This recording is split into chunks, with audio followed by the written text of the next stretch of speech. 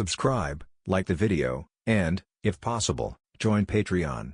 But if you don't have much money, you can support the channel by watching the novels on euroaudiobooks.com. Remember that you can participate in the polls so that your favorite novel gets published for free. Little fox. Hey, Hina, don't get too cocky. Guillaume's Buniri looked amazing after evolving. Someone chimed in. Yeah, I even went to the science department to see the pictures. Lopunny is really good looking. But my Krogunk is also very cool. Are you serious? But Superior is truly beautiful. Ah, I wish I had a Superior. Oh, don't cry, Skiploom. You're also adorable. Not at all inferior to Superior. I say, stop showing off. Compared to my meth, you all fall short. You probably haven't seen Persian's evolved form. The naval new trainers had essentially become a distinct group, discussing their Pokémon babies as their daily topic. Even at night, they would talk about what their Pokémon did that day, sharing these fun stories with each other. Dak, watching from inside the door space, nodded in approval as he saw the Navy's great interest and care for Pokémon, a fundamental prerequisite for becoming a trainer. If one had no interest in Pokémon, it was difficult to become a qualified trainer. Without interest, there would be no motivation to learn, and what kind of trainer doesn't seek to understand? Boss, are they going to let Buniri fight that Marine? Bellamy pointed to the center of the circle surrounded by the Navy. Buniri was facing a sergeant. What level of ability did a sergeant have? In the original story, a notable example was Helmeppo from the Lowtown arc, the foolish son of Axhan Morgan. Helmeppo, having trained under Garp for several months by that point, was a dual-wielding swordsman with kukris. It looks like it, Dak nodded. Sengoku likely had this plan, having already gauged Buniri's abilities, hence letting so many new trainers witness Pokémon potential. Whose idea this plan was unclear, perhaps Sengoku or Tsuru, but the goal seemed to be encouraging the new trainers to be patient and diligent in training their Pokémon. In Dak's view, there is currently no need for such a policy since these new trainers' patience and interest in Pokémon far exceeded Sengoku and the others' expectations. However, though unnecessary, implementing this strategy was clearly beneficial, at least for the Pokémon babies, who would undoubtedly live more comfortably in the future. The Navy values Pokémon highly, Gardino observed, watching Sengoku intently. He was too familiar with that kind of gaze, the kind of Superior shows when they highly appreciate a subordinate, the kind of look he, as an office worker, had once desperately craved. Boss Dak, I also want a Pokémon, Makita said, looking at her yellow umbrella, feeling it was no longer appealing. She also wanted a soft, fluffy kitten to hold. After the performance contest, then you'll have the chance to encounter a Pokémon, Dak replied, raising his head and smiling slightly. He planned to announce something else at the performance contest, that the Pokémon school was preparing to enroll students. The school would certainly need a batch of Pokémon babies and mature Pokémon to assist with teaching. Dak would exchange for a batch of Pokémon from the Pokémon Mall to live in the Pokémon school. Perhaps Gardino and the others could find their companions among them.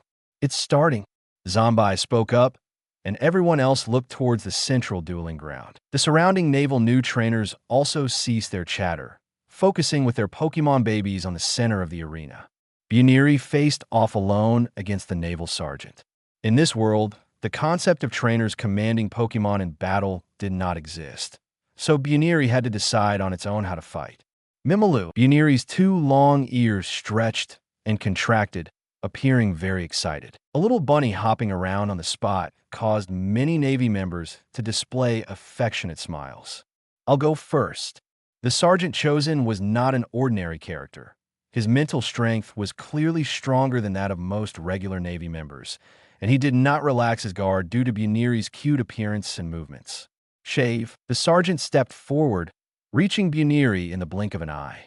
Mimolu, Buniri seemed to see the sergeant's attack coming, placing its two brown hands over its mouth and blowing a kiss. The next moment, a heart flew out, striking the sergeant right in the face. What is that? It's a bit like the powers of the Pirate Empress. Sakazuki and Borsellino, initially not expecting much from Pokémon, clearly changed their minds after seeing Buniri use its special power. The battle was not over yet. as everyone wondered how the sergeant would react. Boom! The sergeant punched himself in the face. What's happening? Why is he hitting himself? Look at his eyes. Almost everyone present was no weakling, and they all noticed the sergeant's eyes, which seemed out of control, darting around. End of chapter 106. Chapter 106. That is the sweet kiss, according to the biology department. This move is inherited from Buniri's father or mother, and it seems to be able to confuse the target, explained Gion, standing on the podium to the people around her. Although she herself was somewhat unclear, those who fall into confusion might attack themselves or their companions, and of course, they might also attack the enemy. I had Buniri use this move on me, but it didn't work on me. It might have something to do with one's willpower, Tsuru speculated nearby. The sergeant who had punched himself soon came to his senses, so his willpower wasn't bad either. In a Pokemon battle, a Pokemon that falls into a confused state might remain confused until defeated. Buniri wasn't just waiting for the sergeant to fully recover. Right after the sergeant had punched himself, Buniri used the move Flash to quickly dash out, then jumped up with its excellent spring ability. Whoosh whoosh, its powerful legs kicked out in succession. That was the fighting type move double kick. Boom, boom. Just as the sergeant regained his senses, he felt 2 heavy hits on his face and fell backward with a nosebleed. He was just about to get up and continue fighting. That's enough, announced Sengoku from the podium, halting the match. A Navy officer, of course, wouldn't go down so easily, but after all, this was not a real battlefield or a fight to the death. Being beaten up by a Pokemon that was just over a month old, there was no need to continue the competition. That was enough to achieve the effect Sengoku wanted. Continuing the fight might weaken the effect if Buniri were defeated, which was not what Sengoku wanted to see.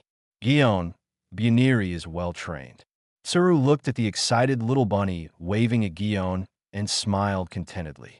It's mainly Buniri's own effort. Gion crossed her arms over her chest, her face expressionless, but her lips were hard to contain. The competition didn't end there. Growlithe, it's your turn next. Zephyr looked down at the furry big dog beside him, extending a hand to pat its head. Even though Growlithe often caused him trouble, and occasionally raided the fridge at night, making a mess, Zephyr was still quite fond of him. However, Zephyr's training for Growlithe was definitely more intense than that for his students, about 2 to 3 times more. Even the training intensity of Buniri couldn't compare to that of Growlithe. After all, Growlithe was naturally full of energy. Awoo! Growlithe barked confidently, laughing as he hopped into the square. Inside the door space, Dak grinned. Others might not notice, but how could Dak not be aware of Growlithe's transformation? This sly one, using the howl move to boost his own attack power. This dog, as Growlithe passed by Sakazuki could keenly feel the intense energy within Growlithe. It might not match his magma, but it was hotter than ordinary flames. Growlithe's opponent had already been decided. It was a chief petty officer, a rank above sergeant, who must master at least 2 of the 6 powers to qualify. He was a somewhat chubby Navy officer with a distinctive sausage mouth named Stalker, a character who had appeared in the original series. Inside the door space, Dak looked at the once mischievous little dog and smiled contentedly. Growlithe, this guy, might be the strongest Pokemon in the Navy now. Although Dak couldn't see Growlithe's level, being with Zephyr was definitely better than being with Gion. It wasn't just about the difference in strength between Gion and Zephyr, but more importantly, their difference in teaching abilities. Gion might not have really taught Buniri much, but Zephyr definitely had special sessions for Growlithe. On the field, all the Navy officers were looking forward to Growlithe's performance. Although Growlithe looked silly, they could see Growlithe's training state when they occasionally passed by the recruit camp. Woof! The moment he stepped onto the battlefield, Growlithe's eyes instantly became sharp. Standing across from him, Stalker felt a bit strange. He couldn't pinpoint it, but he felt a slight change in his body. Stare, Dak observed. He immediately understood that Growlithe was sneakily using buff-type moves again, but it seemed to have minimal effect on Stalker. Sure gone. Stalker didn't have time to focus on the recent change. He wasn't going to let Growlithe make the first move, so he poked forward with a finger. Stalker, not planning to let Growlithe strike first, moved forward with a swift motion typical of the Shurgon technique, one of the two Rokushiki techniques he had mastered. Growlithe, however, was ready. As Stalker extended his finger, Growlithe's mouth gathered a glowing energy, ready to unleash a fiery retaliation. Flamethrower, Growlithe released a powerful stream of flames directly at the approaching finger. The air crackled with heat as the fire clashed with Stalker's Shurgon, dissipating the attack with a burst of sparks and smoke. Growlithe wasn't done yet. Using the momentum from its attack, it dashed forward, its body low to the ground. Quick attack. Growlithe's speed increased suddenly, almost blurring its form as it raced towards Stalker, who was still reeling from the unexpected force of the flamethrower. Stalker, caught off guard, attempted to regroup, trying to predict Growlithe's next move. But before he could fully recover, Growlithe was upon him. With a swift leap, Growlithe executed a bite attack, clamping down on Stalker's arm. The bite wasn't deep, but it was enough to make Stalker grimace in pain and attempt to shake off the fiery Pokémon. Not bad, Stalker admitted, managing to free his arm with a forceful tug. He stepped back, reassessing his opponent. Growlithe stood ready, its tail wagging slightly, eyes sharp and focused. It was clear that under Zephyr's training, Growlithe had become more than just a playful companion. It was a formidable opponent. The Navy officers watching the match murmured among themselves, impressed by Growlithe's agility and attack power. Enough, Sengoku's voice boomed again, deciding that the demonstration had sufficiently shown the capabilities of the Pokémon. Let's conclude today's exercises. Members of the Pokémon unit may return. Others, please proceed to the conference room. With that, the crowd began to disperse, talking animatedly about the potential of Pokémon like Growlithe and Buneary in combat scenarios. Meanwhile, Dak, observing from the door space, nodded in approval. His plans for the Pokémon's integration into naval operations were coming together nicely. As he turned to leave, his thoughts already on the preparations for the upcoming showcase event, he couldn't help but feel a sense of pride in how far Growlithe had come under Zephyr's tutelage.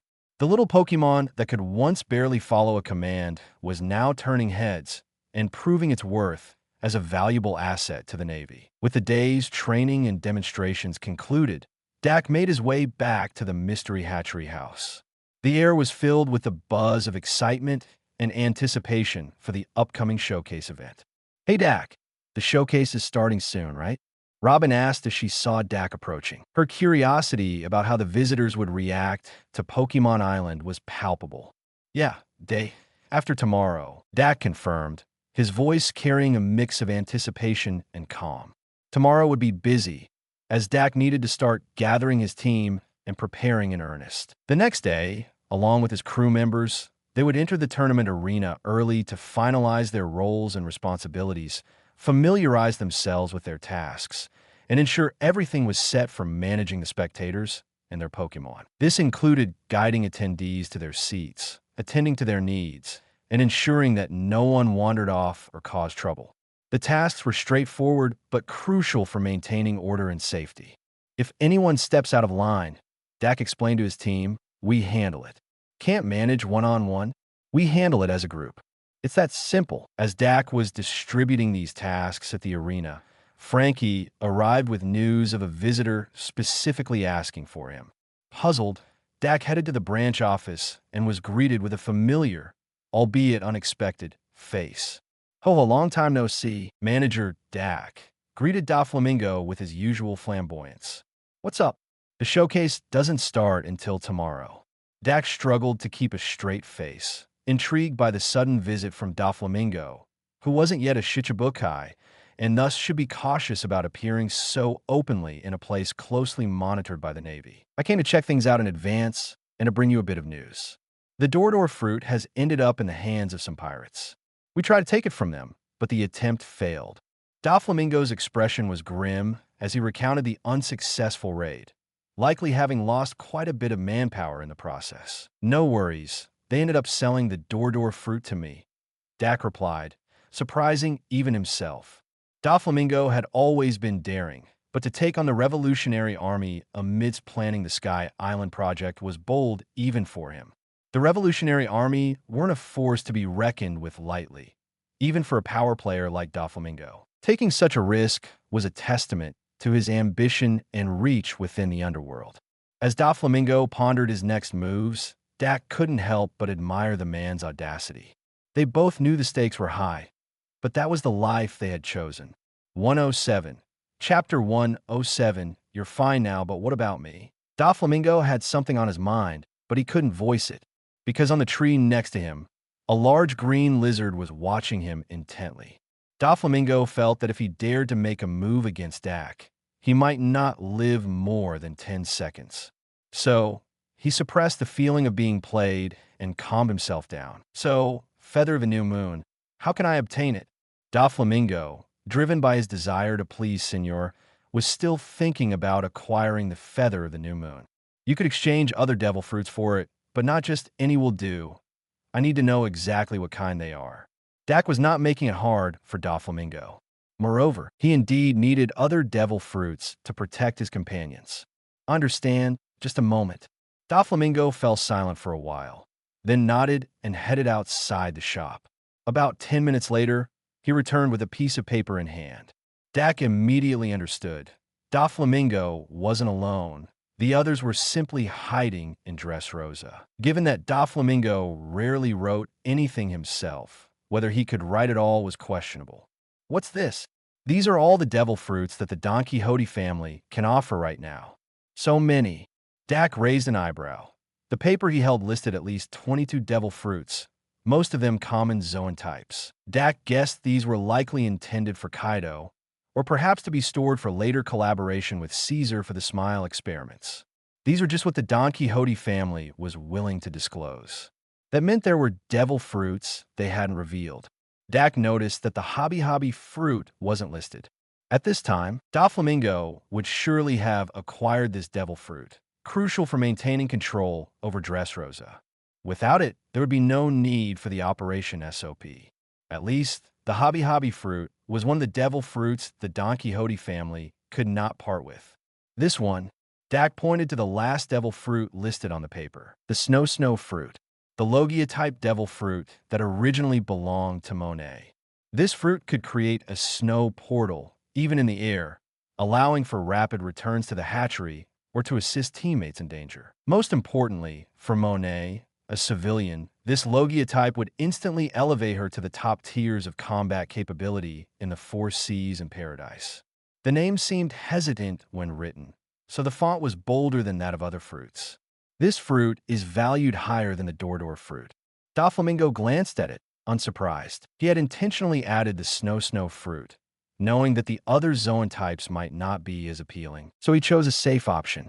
Although the Snow fruit was a rare Logia type, in the New World they were heading to, Logia didn't have the same oppressive dominance as in Paradise. In the New World, even pirates often had armament hockey, making it difficult for Logia users to envelop their energy attacks in hockey, which resulted in a sort of devaluation. The prominent figures in the New World, such as the Beast pirates with zoan types and the Big Mom pirates with Paramecia types, were testament to this. Even the Whitebeard pirates mainly consisted of non-devil fruit users, with only a few top figures having abilities and none were Logia types. The future dark fruit owned by Blackbeard, which naturally mimicked the effects of Sea Stone, was a special case. Doflamingo, a man who understood the world's affairs, clearly knew the value of the Snow fruit and was willing to part with it. This fruit is not bad, but in my view, it doesn't compare to the Dordor fruit. Dak knew Doflamingo wanted more benefits. If the Snow fruit was indeed stronger than the Dordor fruit, then he would consider it. However, the Snow fruit's potential was limited compared to the versatile and unpredictable Dordor fruit, not to mention other Logia types like the Ice fruit, the Glint fruit, or the Rumble fruit, which had unique advantages. Thus, Dak's statement was not unfounded, but rather his honest opinion. Doflamingo was silent, contemplating if there was room for negotiation. The Feather of the New Moon, do you want it? If so, bring 100 million belly and the Snow fruit. The exhibition match is starting soon, and I'm quite busy today. Dak didn't want to waste any more time. He took out the faintly glowing feather of the new moon from the system and placed it in front of Doflamingo. His need for devil fruits was minimal. Even without the snow fruit, he could find other devil fruits as substitutes. Both the Navy and the Revolutionary Army would be eager to trade devil fruits with him. Thus, it was the Don Quixote family that needed the mystery hatchery, not the other way around. No problem. I will have someone deliver it before the exhibition match starts tomorrow. Good. It's a pleasure doing business. Here's the feather for you. Hold it as you sleep tonight to activate its effect, which works only once. After that, at most it can only bring beautiful dreams. Dak handed the feather of the new moon directly to Doflamingo. The latter took it, then looked up at Dak. Doflamingo wondered why Dak would so readily hand over the feather. Shouldn't it be a transaction where goods and payment are exchanged simultaneously? Wasn't he worried about being swindled? Such confidence. As this thought crossed Doflamingo's mind, a chill ran down his neck. He looked down and saw a green leaf blade resting on his neck. When Doflamingo turned to the side where Sceptile stood, his movements and presence previously undetected. Cold sweat began to form on his forehead. Now Doflamingo understood why Dak dared to hand over the feather of the new moon so freely. He wasn't worried about him running off at all. I advise you not to entertain any crooked ideas.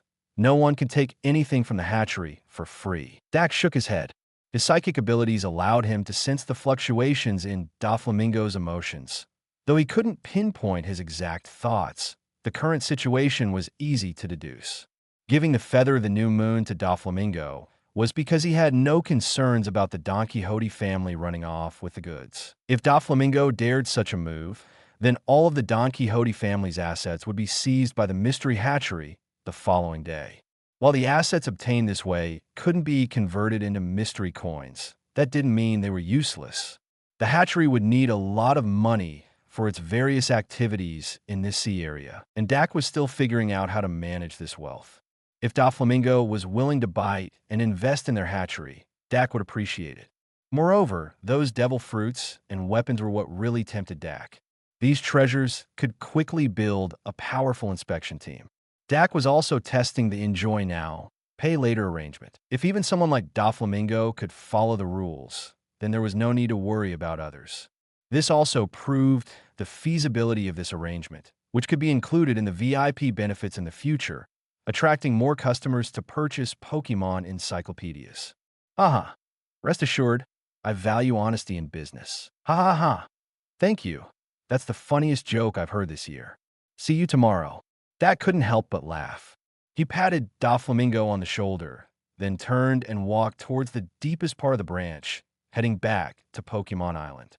Sceptile also lowered his arm, watching Doflamingo leave. By the way, Bon, move this mirror to the hall. Tomorrow morning at 10, let the customers start lining up and make sure to check for tickets. Dak didn't forget to instruct before leaving the branch.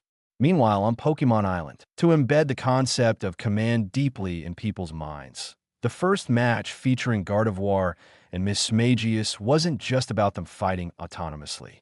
Instead, it was Monet and Sugar as trainers directing the Pokémon in battle. If Monet and Sugar had mastered observation hockey, they could have genuinely assisted Gardevoir and Mismagius in battle. But unfortunately, the sisters were ordinary humans. These days, Dak was busy not only nurturing the two Pokémon, but also guiding Monet and Sugar in command battle tactics. Speaking of which, we still haven't picked a referee for the match. Dak rubbed his head with some frustration.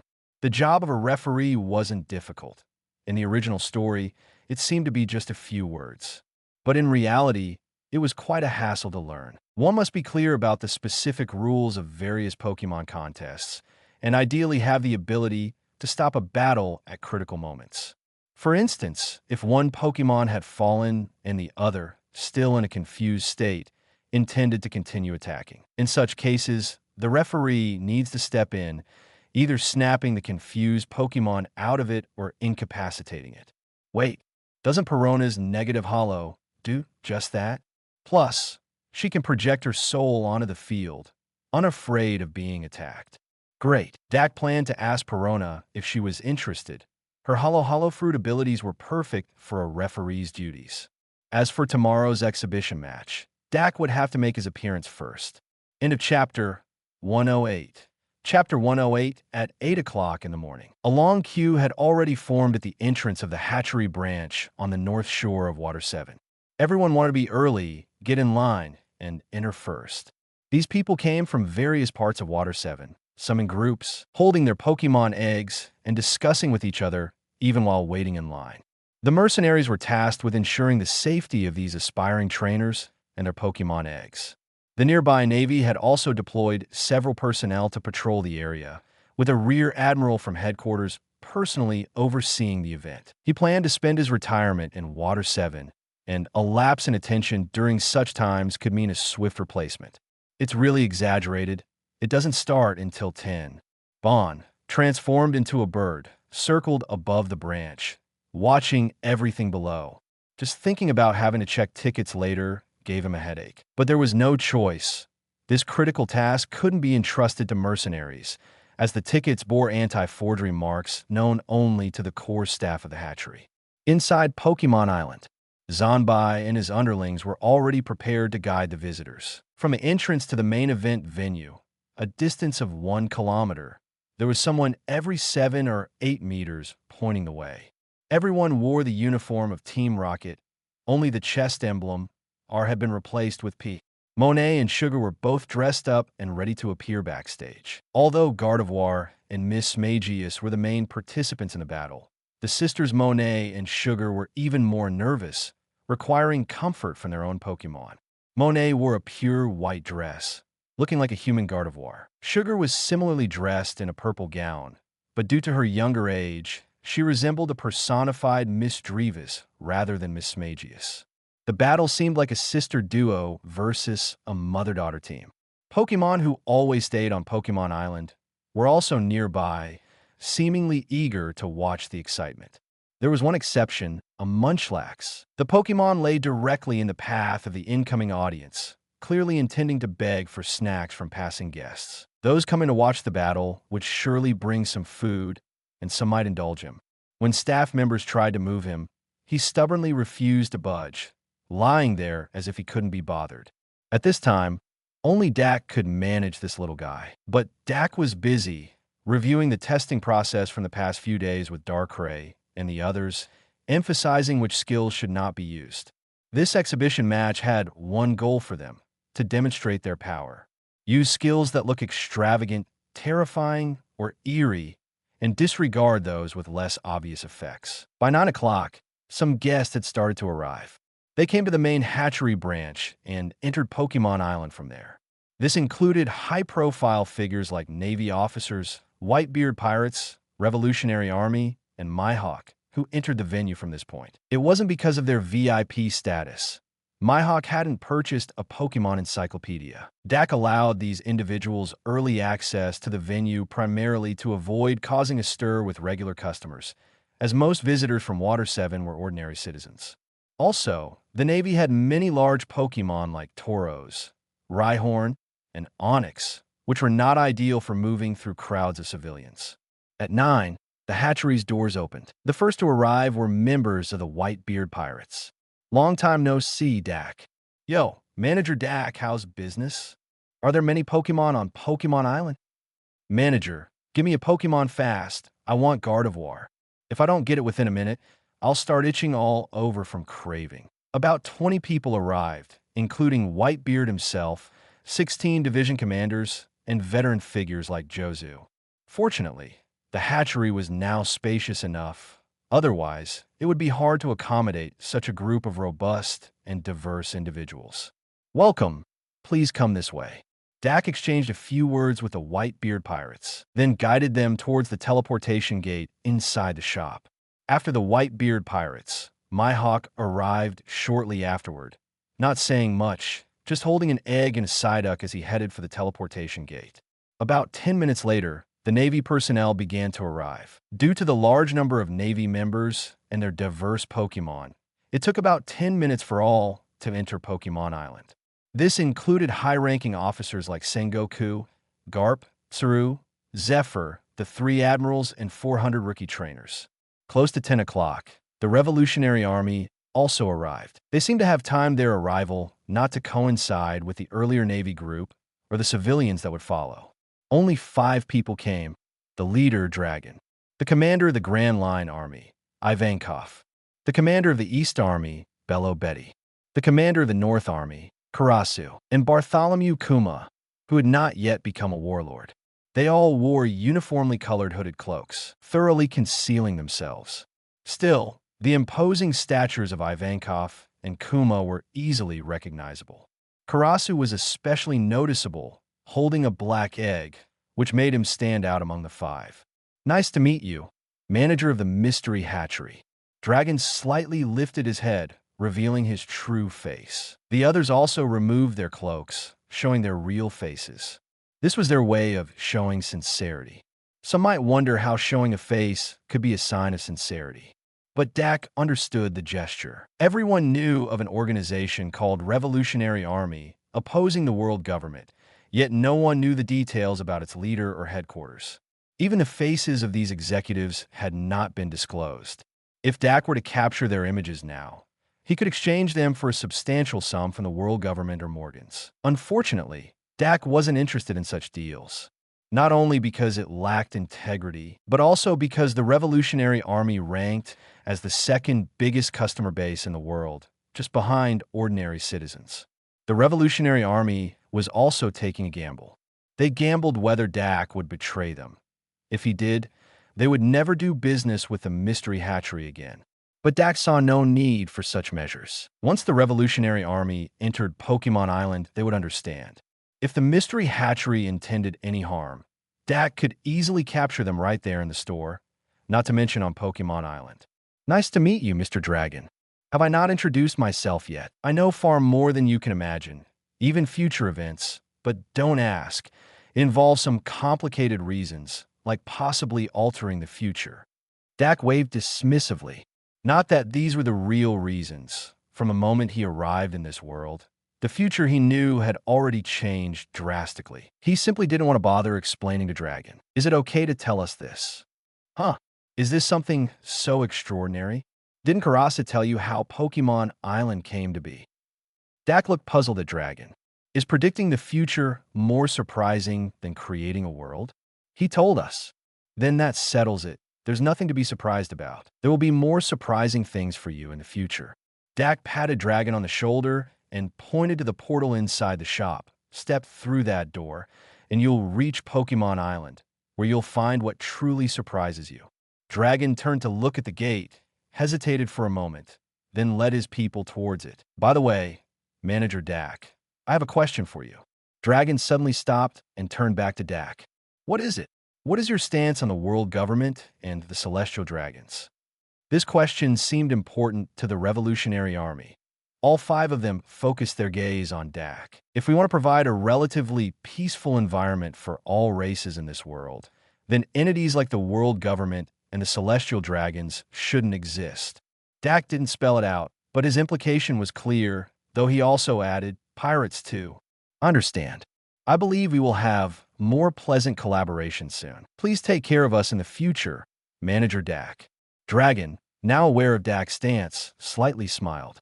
With that, even if the Revolutionary Army's efforts failed in the future, at least the Mystery Hatchery was there, fighting for a brighter future for all innocents and the downtrodden. At this moment, Dragon felt as if a heavy burden had been lifted from his shoulders, as if he no longer had any worries. Moreover, with the power of Pokémon, perhaps the success rate of the Revolutionary Army would be even higher.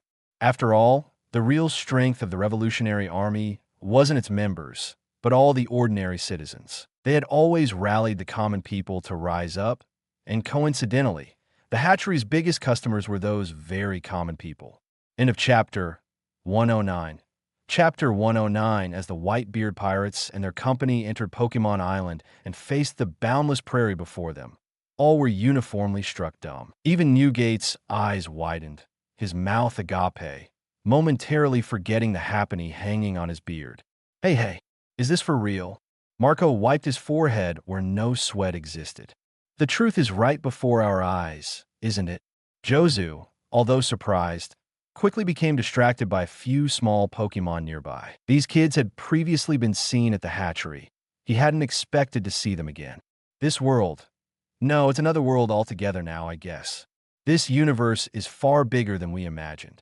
Vista placed his hand on his hip, only to grasp at air. He then remembered that Old Man had instructed them all to leave their weapons on the ship. Old Man trusted the mystery Hatchery House, believing they wouldn't attack and wouldn't allow the Navy to do so on their turf. Vista is excited, huh? Thatch, ever the relaxed one, was slightly surprised but mostly thrilled, casually draping an arm around Vista. Ah, I'd like to see the level of swordsman in other worlds. Vista nodded, a smile spreading across his face. And I'd also like to see what level I can perform it now. When Vista said this, everyone fell silent. They were all top-tier fighters at sea, naturally aware of their own current capabilities. At most, probably just a bounty of tens of millions in the 4 seas. It was Aizu who spoke, his dual guns less demanding of physical prowess than other captains. I might be at a few million level. Flamenco clenched his fist, then looked towards a nearby fishman. How about you, Mule? You should be stronger than the average person, right? No, it's about the same, a few million. But if there's a lot of water nearby, I could probably reach tens of millions. Mule shook his head, but then looked ahead.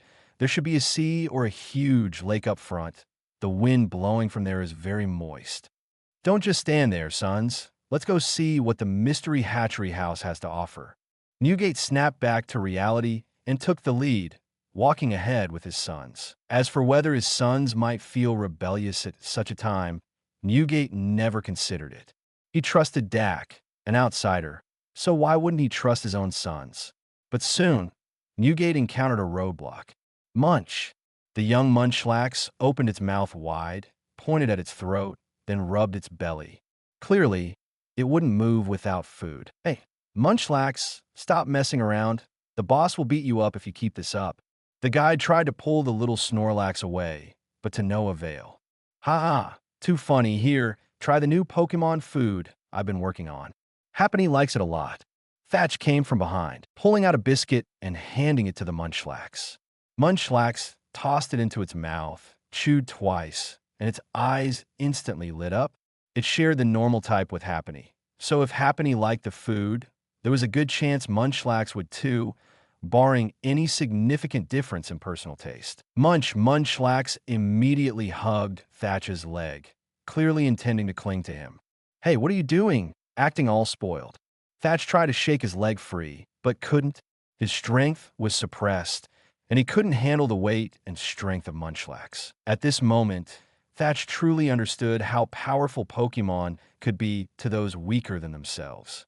Remember, this Munchlax was just over a month old, a lazy creature that, until now, did little more than eat and sleep. That, guessed, according to our leader, Munchlax might have taken a liking to you. The nearby guide explained. I'm not getting married. Slap. Baka. Newgate couldn't help it. He slapped Thatch on the back of his neck. If his strength hadn't been suppressed, Thatch would have been laid flat on the ground from the hit. He obviously wants you to be his trainer, idiot. Marco rolled his eyes at Thatch, perplexed at how such a simpleton had managed to earn the favor of a Pokemon. Is that so? Do you want to go with me? Thatch laughed upon hearing this, thinking it wouldn't be bad to have a little glutton Pokemon by his side to help him test his food creations. After all, the taste preferences between humans and Pokemon could be quite different. Munchlax nodded without hesitation. All right, let's go. Thatch wasted no time, pulling Munchlax along as they continued forward, leaving the other Whitebeard pirates speechless. Then came Mihawk. Silently, he walked on until they reached the grand tournament venue. And then, the world's first batch of Pokemon trainers arrived. Feeling it, Sengoku had just entered this world, and his first action wasn't to focus on the affairs of this world, but rather to look to his side at Garp and Zephyr. Same as in the hatchery, it suppresses a person's strength to the range of an ordinary person. Zephyr had also noticed this and was carefully observing the surroundings. Clearly, quack! Just then, Garp suddenly made a sound like a duck's quack. Everyone turned to see Garp's mouth wide open, a long stream of snot flowing out. What are you doing? Sengoku had had enough of his antics, unsure what Garp was up to this time. This place is simply wonderful. If I could spend my free time lying here in the sun, eating senbei, and watching Luffy and the others play, it would be the perfect vacation life. Garp shook his head, his saliva nearly dripping, already reveling in the prospect of such a life. Sengoku, I'm resigning. I'm going to live here from now on. Idiot. Stop talking nonsense. This is the Mystery Hatchery House's territory. How could they possibly let you stay here forever? Sengoku clenched his fists, barely holding back from punching Garp. But admittedly, he might not be able to beat Garp right now. Mr. Garp's idea isn't bad at all. After I retire, I might consider it too, try to buy a permanent residence here for Manager Dak. Given his way of doing things, as long as there's enough belly, it shouldn't be difficult to buy such rights. Kazan deeply agreed with Garp's idea. If everyone from the pirate world came to such a place, where the gap in strength wasn't so vast, the world would surely become much more peaceful. Such a world was too wonderful to even imagine. What if this Mystery Hatchery House takes this opportunity to take us out? Right now, we don't have the strength to fight back. Sakazuki was somewhat wary, looking at the nearby guides and the Pokémon on the ground. At this point, he might not even be able to beat the seemingly harmless Pokémon lying around. How could he feel at ease under such circumstances? I think there's no need to worry that much. A power capable of creating such a place probably no longer harbors any designs against us in the Navy. Borsellino saw things more clearly than Sakazuki. As the most level-headed of the three admirals, if anything was amiss, he would have been the first to run, not still casually strolling on this grassland. That's right. So far, everything the hatchery has done involves money and Pokémon. They have no need to take us out, and Dak's attitude seems to lean more towards justice. Tsuru agreed with Borsellino's view. This time, the Navy's doves and neutrals were on the same page. The power of Pokémon hasn't been weakened. If we want to ensure our safety in this world, we'll have to rely on our Pokémon partners. Clearly, this world crafted by the hatchery is meant to elevate Pokémon's status in the hearts of their trainers. Their talk of creating a Pokémon era wasn't just for show. Whiskers stroked his beard, watching the Pokémon at the back of the group voice his opinion. With the Navy's strength suddenly diminished, some are unable to control their energetic Pokémon. Like that Tauros, who, seeing the prairie, couldn't help but start sprinting, his trainer hanging on his back, still unable to restrain him. It was only with the help of other Navy members and Pokémon that they managed to calm Tauros down. Hard to imagine what this world will turn into, but based on the current situation, Sengoku looked down at the grass beneath his feet, tiptoeing slightly. I understand what you mean. When people's strengths are similar, many considerations arise in their minds, making them hesitant to act rashly. Even someone like Sakazuki wouldn't just strike at a pirate in this world. Zephyr murmured beside Sengoku, only those close like Tsuru and Garp able to hear their conversation. That way, this world would become much more peaceful. Those villains without the aid of Pokémon couldn't achieve much, and someone like Dak wouldn't hand Pokémon over to a bunch of reckless villains. Tsuru's thoughts also quickened. Having known her old friends for so many years, how could she not understand the intentions of Sengoku and Zephyr? Even the usually dopey Garp was silent at this time, his eyes flickering with an indescribable light. End of Chapter 110. Chapter 110, as the Navy procession reached the grand tournament venue. Everyone came to a unanimous stop. They surveyed the majestic field arranged in a tri-star configuration and the cluster of buildings shimmering with rainbow hues across the lake. Sengoku couldn't stay calm and pulled aside a nearby receptionist to whisper urgently. How much did all this cost? We're not sure. The boss never told us, but I guess it must be at least 1 billion belly. The staff member looked somewhat bewildered, but quickly grew proud. 1 billion belly. Something unimaginable to him. Sengoku, however, just smirked. As the current head of the Navy, he was well aware of the value of 1 billion belly. Not to mention the colorful porcelain buildings. Just the kilometer-long arch bridge nearby might cost 1 billion belly to construct. What is that place? Can we go in and take a look? Sengoku knew he wouldn't get much out of these folks, so he asked instead. With over an hour left until the opening match at 11 o'clock, they had plenty of time to check it out. Sorry, that's not possible. The staff member promptly refused. The leader had already emphasized that it was the Pokémon League's headquarters, off-limits to non-league personnel. Let's go then. Sengoku nodded and continued towards the tournament venue. The others didn't seem to mind, but Sakazuki appeared slightly irritated. Who dares to obstruct the Navy in their duties? But remembering that the mystery Hatchery House wasn't a den of pirate villains, and the Navy had no right to force an investigation, he calmed down. Besides, with his current power, even dealing with this lackey in front of him would take some effort. As Sengoku, led by the staff into the spectators' seats, he stopped dead, because he recognized a group of familiar faces. Whitebeard. Sakazuki was the first to shout, raising his fist and striking the air. His fist glowed briefly red. He then remembered, this was the hatchery's territory, and no one here could start a fight. Everyone had to follow the rules. What's that magma brat up to? Is that some new greeting on the high seas? Whitebeard and his crew were quite far from the Navy. Although the Navy had numbers on their side, the Whitebeard pirates weren't intimidated, knowing well that the hatchery would deal with troublemakers. It was like being guests on Whitebeard's turf, and they were obligated to ensure their guests' safety. Doesn't look like it. Should Marco and Jozu respond? Aizu, with his keen eyesight, could see the hostility on Sakazuki's face. All right.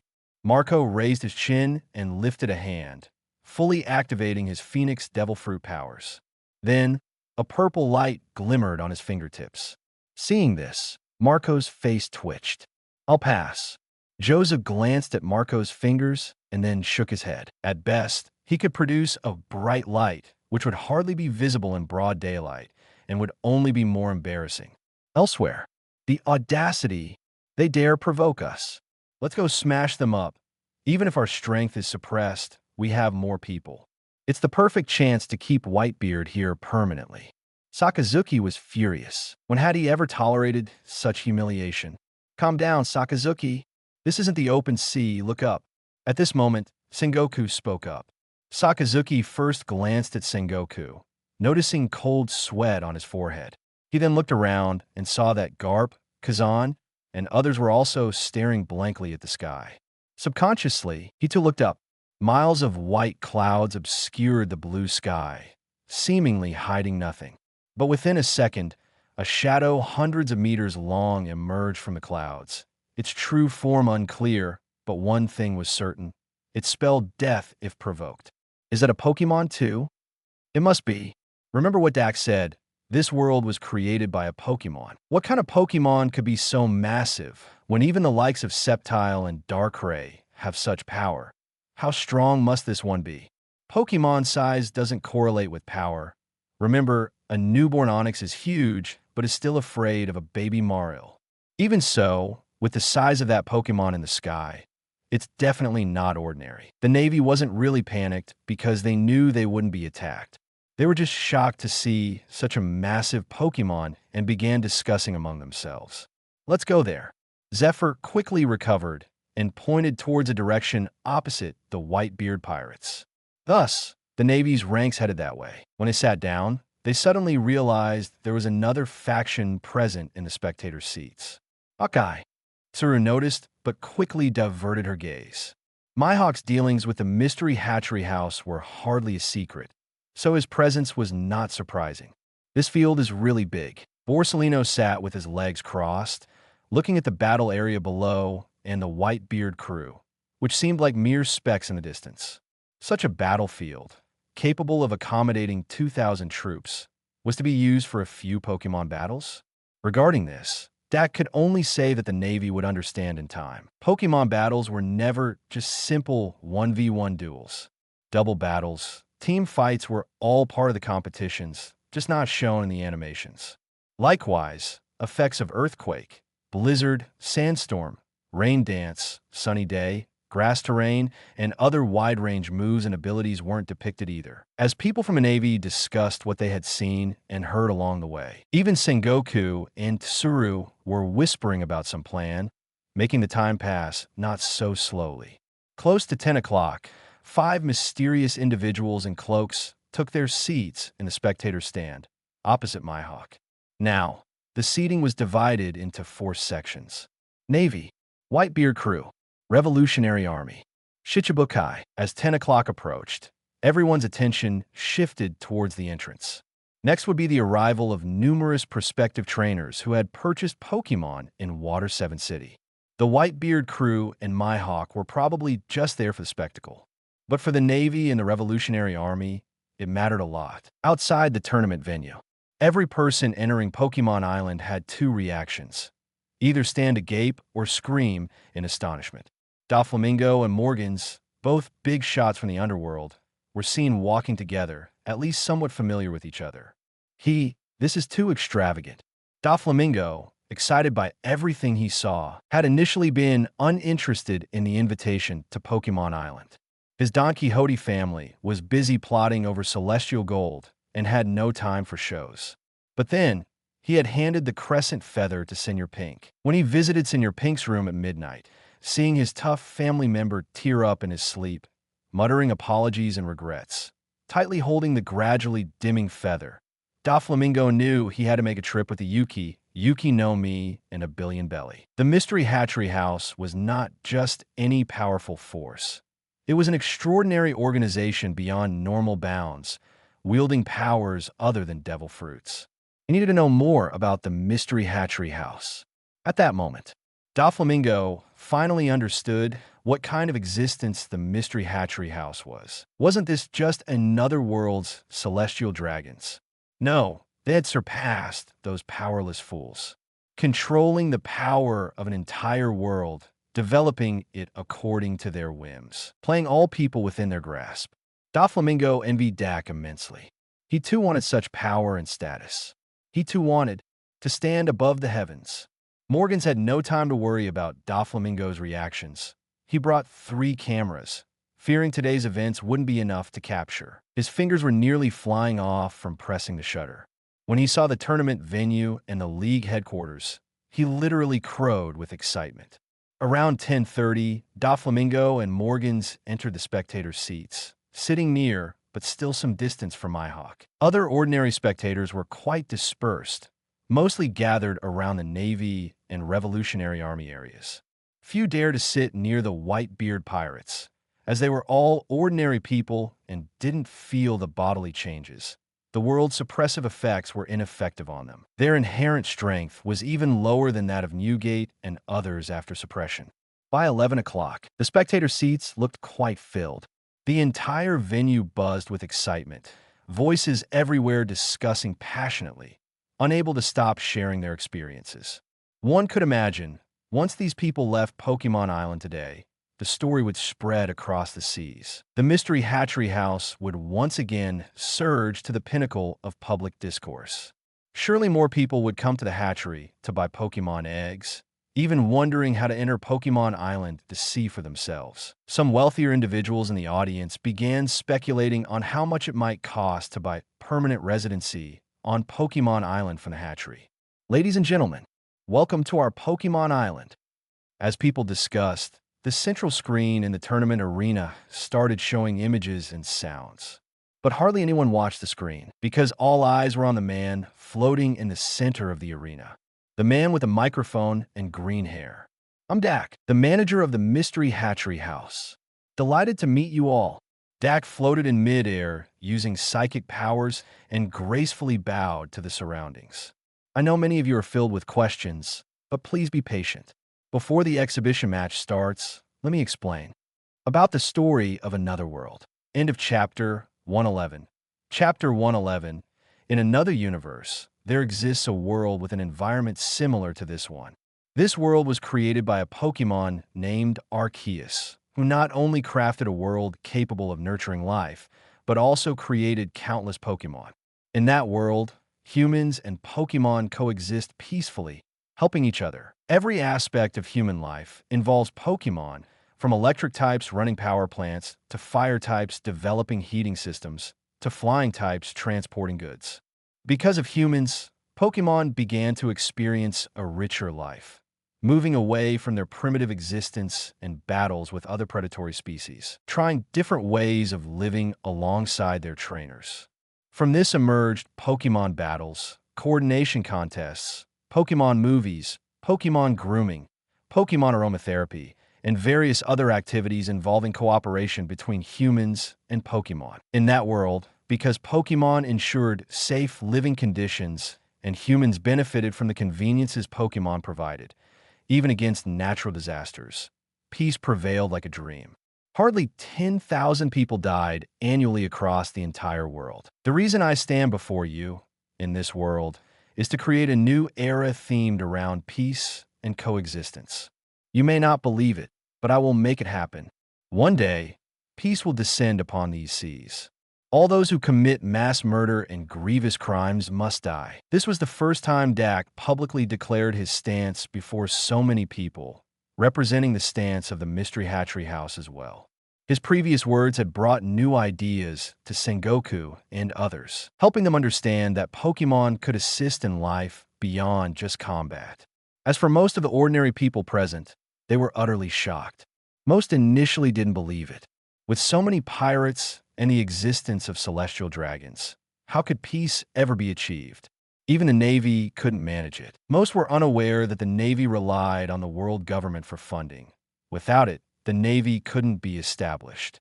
The so-called justice of the Navy was first to uphold the justice of the world government and the celestial dragons, and only then their own. In this world, there was no true official or righteous power, just different organizations with different standings and strengths. Ordinary people tended to support the Navy because it seemed better than pirates and other villains. But after their initial disbelief, many started questioning why they doubted. Could the world government create an entire world? If not, how could it oppose the Mystery Hatchery House? Many ordinary people were too overwhelmed to react because they might never have left Water 7 in their lives. Living on this small island, constantly surrounded by the grandeur of the world government and celestial dragons, which stifled any thoughts of rebellion. Who dared to openly oppose the celestial dragons and the rule of the world government? 1. People like Zoro and Luffy, who had never heard of celestial dragons and didn't care about them. 2.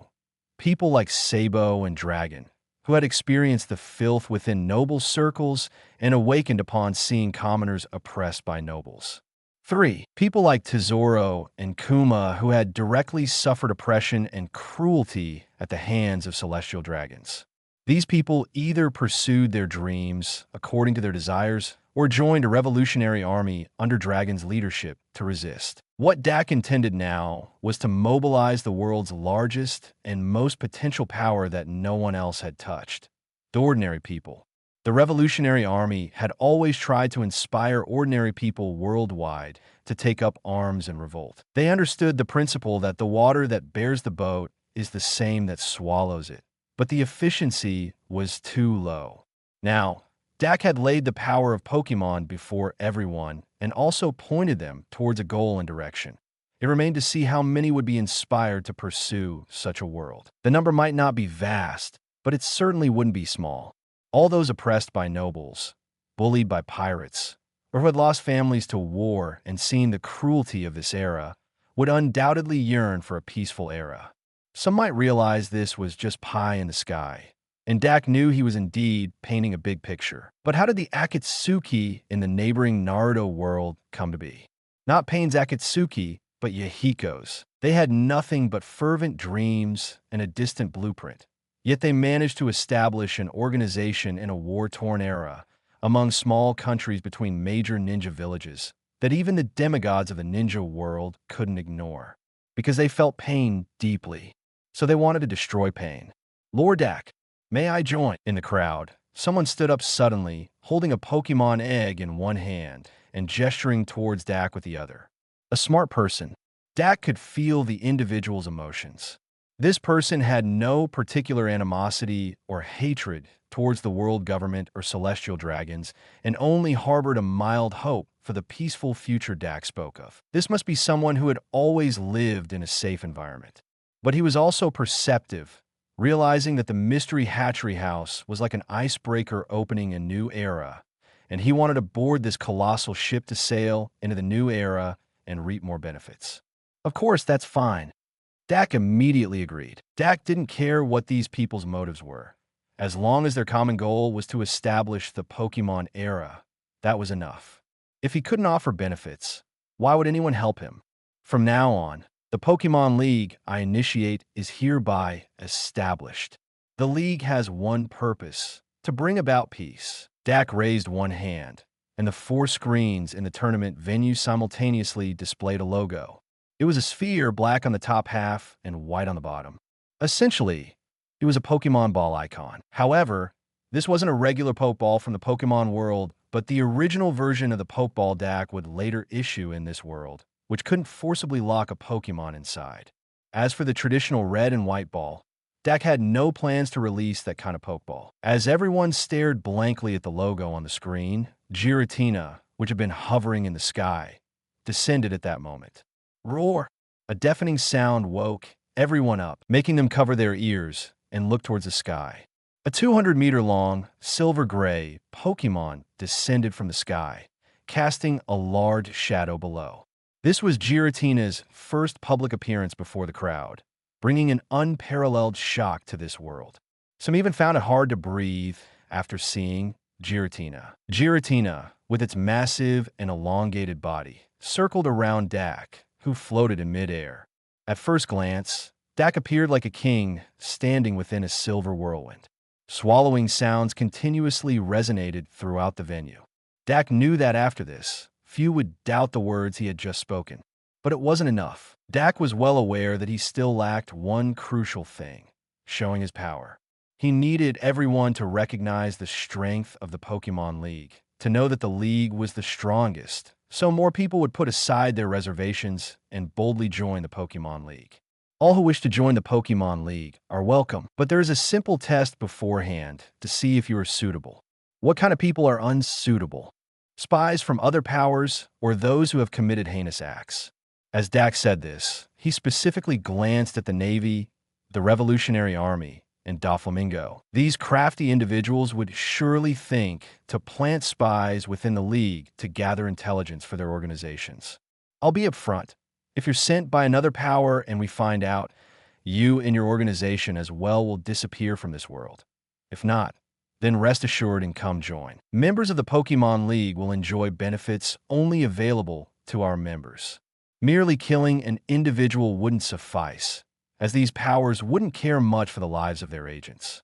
To deter them, the entire organization had to be implicated. Dak knew he had to offer carrots as well as sticks, so he added, all League members and their families will have the right to permanently reside on Pokemon Island. You'll never need to worry about your family facing danger.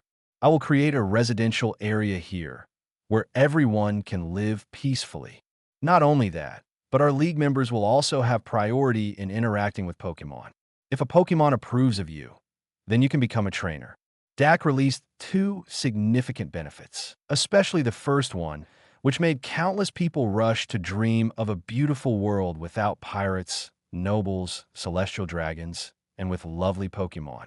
Oh, the venue erupted in cheers.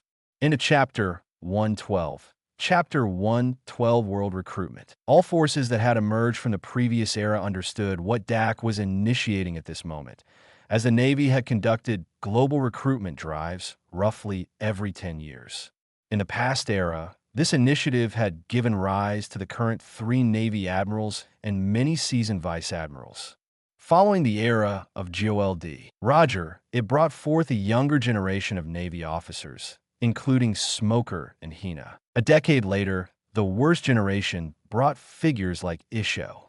Now, the Mystery Hatchery House, or rather the Pokémon League, was undertaking a similar initiative. Wow, wow, wow.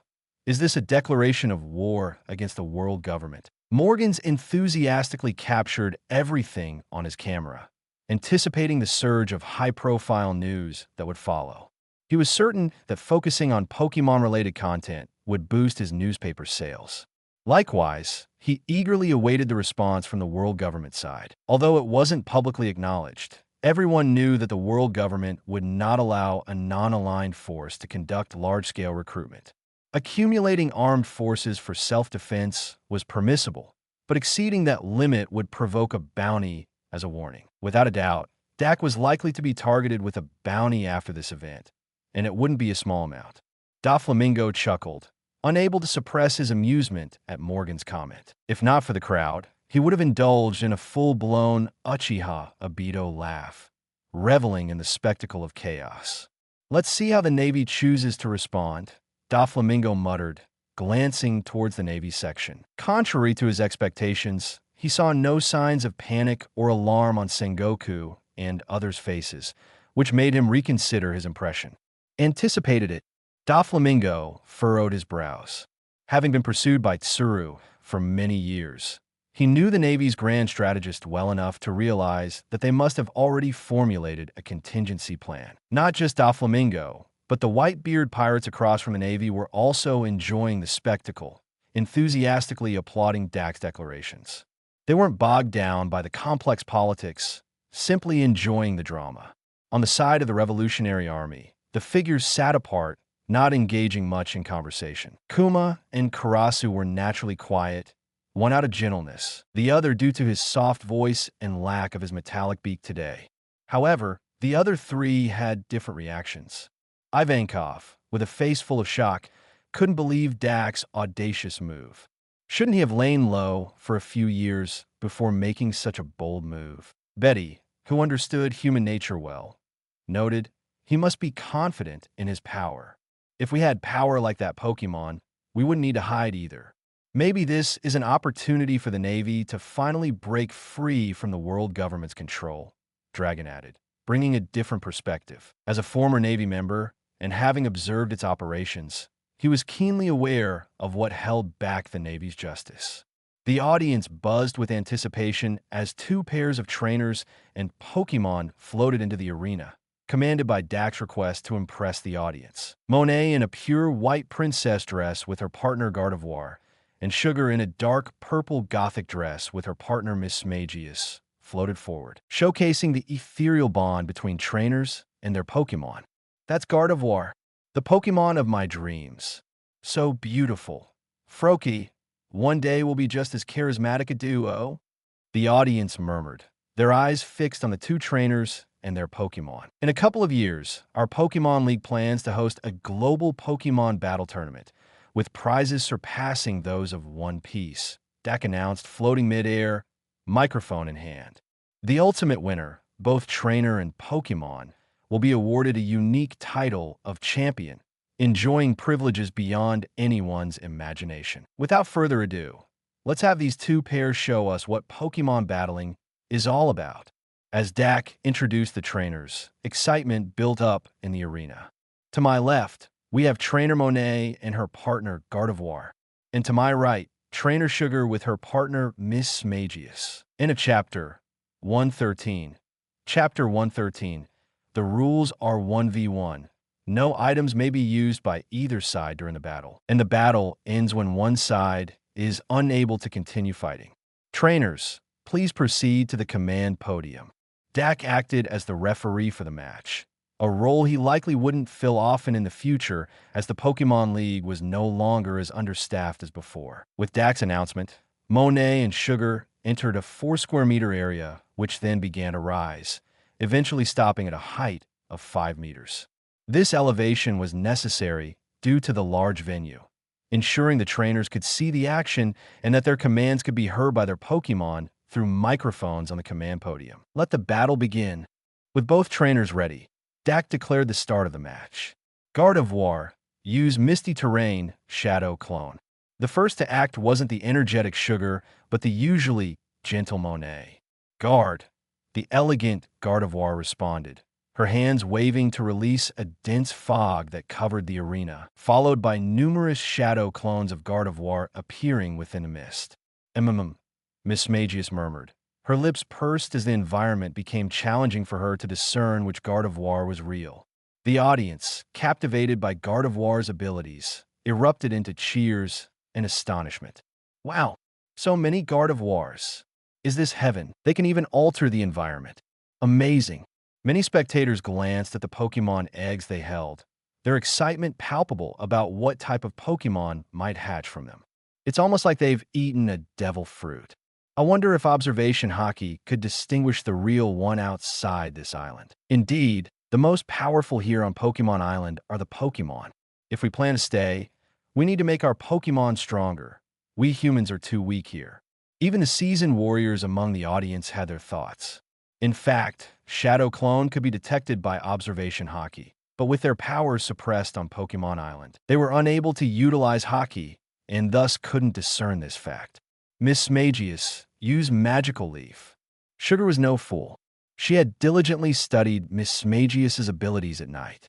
Magical Leaf could track enemies and hit all clones, revealing the real Gardevoir. Without hesitation, Miss Magius's purple gown fluttered as she released a flurry of green leaves that dispersed across the arena, striking every Gardevoir shadow. Magical Flame.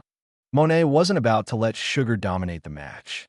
As Miss Magius used Magical Leaf, she commanded Gardevoir to counter with Magical Flame. The flames burned through the incoming leaves and continued towards Miss Magius, the heat causing the surrounding fog to churn. Spectral Thief. Sugar reacted quickly, Miss Magius vanishing from sight, using its ability to dodge and counter. This maneuver caused a stir among the audience. Can Miss Magius use that move too? Is it not a devil fruit power? Meaning these are inherent abilities of the Pokemon. Karasu from the Revolutionary Army was particularly stunned, as he had speculated it was the power of the Dordor fruit. Yet, it was a natural Pokemon ability, specifically an ability similar to Giratina's Shadow Force, useful for evading initial attacks and preparing for a counter. Now use Icy Wind. Seeing that Gardevoir was recovering, Sugar commanded Miss Magius to attack again. Gardevoir used Teleport. Monet anticipated her sister and Miss Magius' strategy, directing Gardevoir to teleport away. However, Gardevoir's reaction was slower, and she still suffered partial damage from the Icy Wind. This highlighted the different upbringing of the two Pokemon. Miss Magius, always on alert, might not match Gardevoir in health but exceeded in cunning and speed. Gardevoir, use Heal Pulse. Monet noticed Gardevoir frosting over and instructed her to use Heal Pulse. Gardevoir responded with a smile, reassuring Monet she was all right before casually casting Heal Pulse. Her hands lifted, sprinkling healing droplets on herself, easing her discomfort. Is this Pokemon healing? Such healing skills must be utilized well. Indeed, these healing effects are strong, much more effective than battlefield medics. Should we consider forming a medical unit with Pokemon capable of such healing abilities, or place them in teams ready for emergencies? Besides, we've seen abilities of ice, thunder, plant, fire, and others yet unknown. It's hard to imagine what else might appear. The Navy began discussing various ideas and kept an eye on the battle, eager to see new abilities. They were quickly realizing just how little they knew about Pokemon and their capabilities, not having anticipated the extent of what Pokemon could do before this exhibition match. Use Spectral Thief again. Sugar saw Gardevoir recovering and, feeling the pressure, instructed Miss Magius to dive back into the alternate dimension. Given Gardevoir's reaction speed, it was challenging to completely evade Miss Magius's attacks unless Gardevoir had specific defensive skills. Charm Voice. Monet shifted tactics, opting for Gardevoir to use Charm Voice to attack defensively. As soon as Miss Magius appeared, it would be hit by the attack, although the damage was not severe. Stick to her, then use Dark Pulse. Miss Magius appeared directly in front of Gardevoir this time, conjuring a dark orb and shooting it directly at Gardevoir's face. Caught off guard while singing, Gardevoir was hit squarely by the Dark Pulse, the impact knocking her back. Gardevoir is unable to battle. The winners are Sugar and Miss Magius. Dak quickly appeared to announce the end of the match. As the platforms lowered, Monet rushed to Gardevoir's side. It's okay, Gardevoir. We'll win next time. Monet soothed her partner, gently stroking her hair. Meanwhile, Sugar celebrated with Miss Magius. Great job, Miss Magius. You're amazing. Sugar hugged Miss Magius like a koala, causing the Pokemon to push her away slightly, though with a small smile. Dak nodded, pleased. The battle had undoubtedly strengthened the bond between the trainers and their Pokémon. Sugar and Miss Smagius seemed particularly well suited for competitive battles. Now, this Pokémon battle is over. Please take a 15-minute break.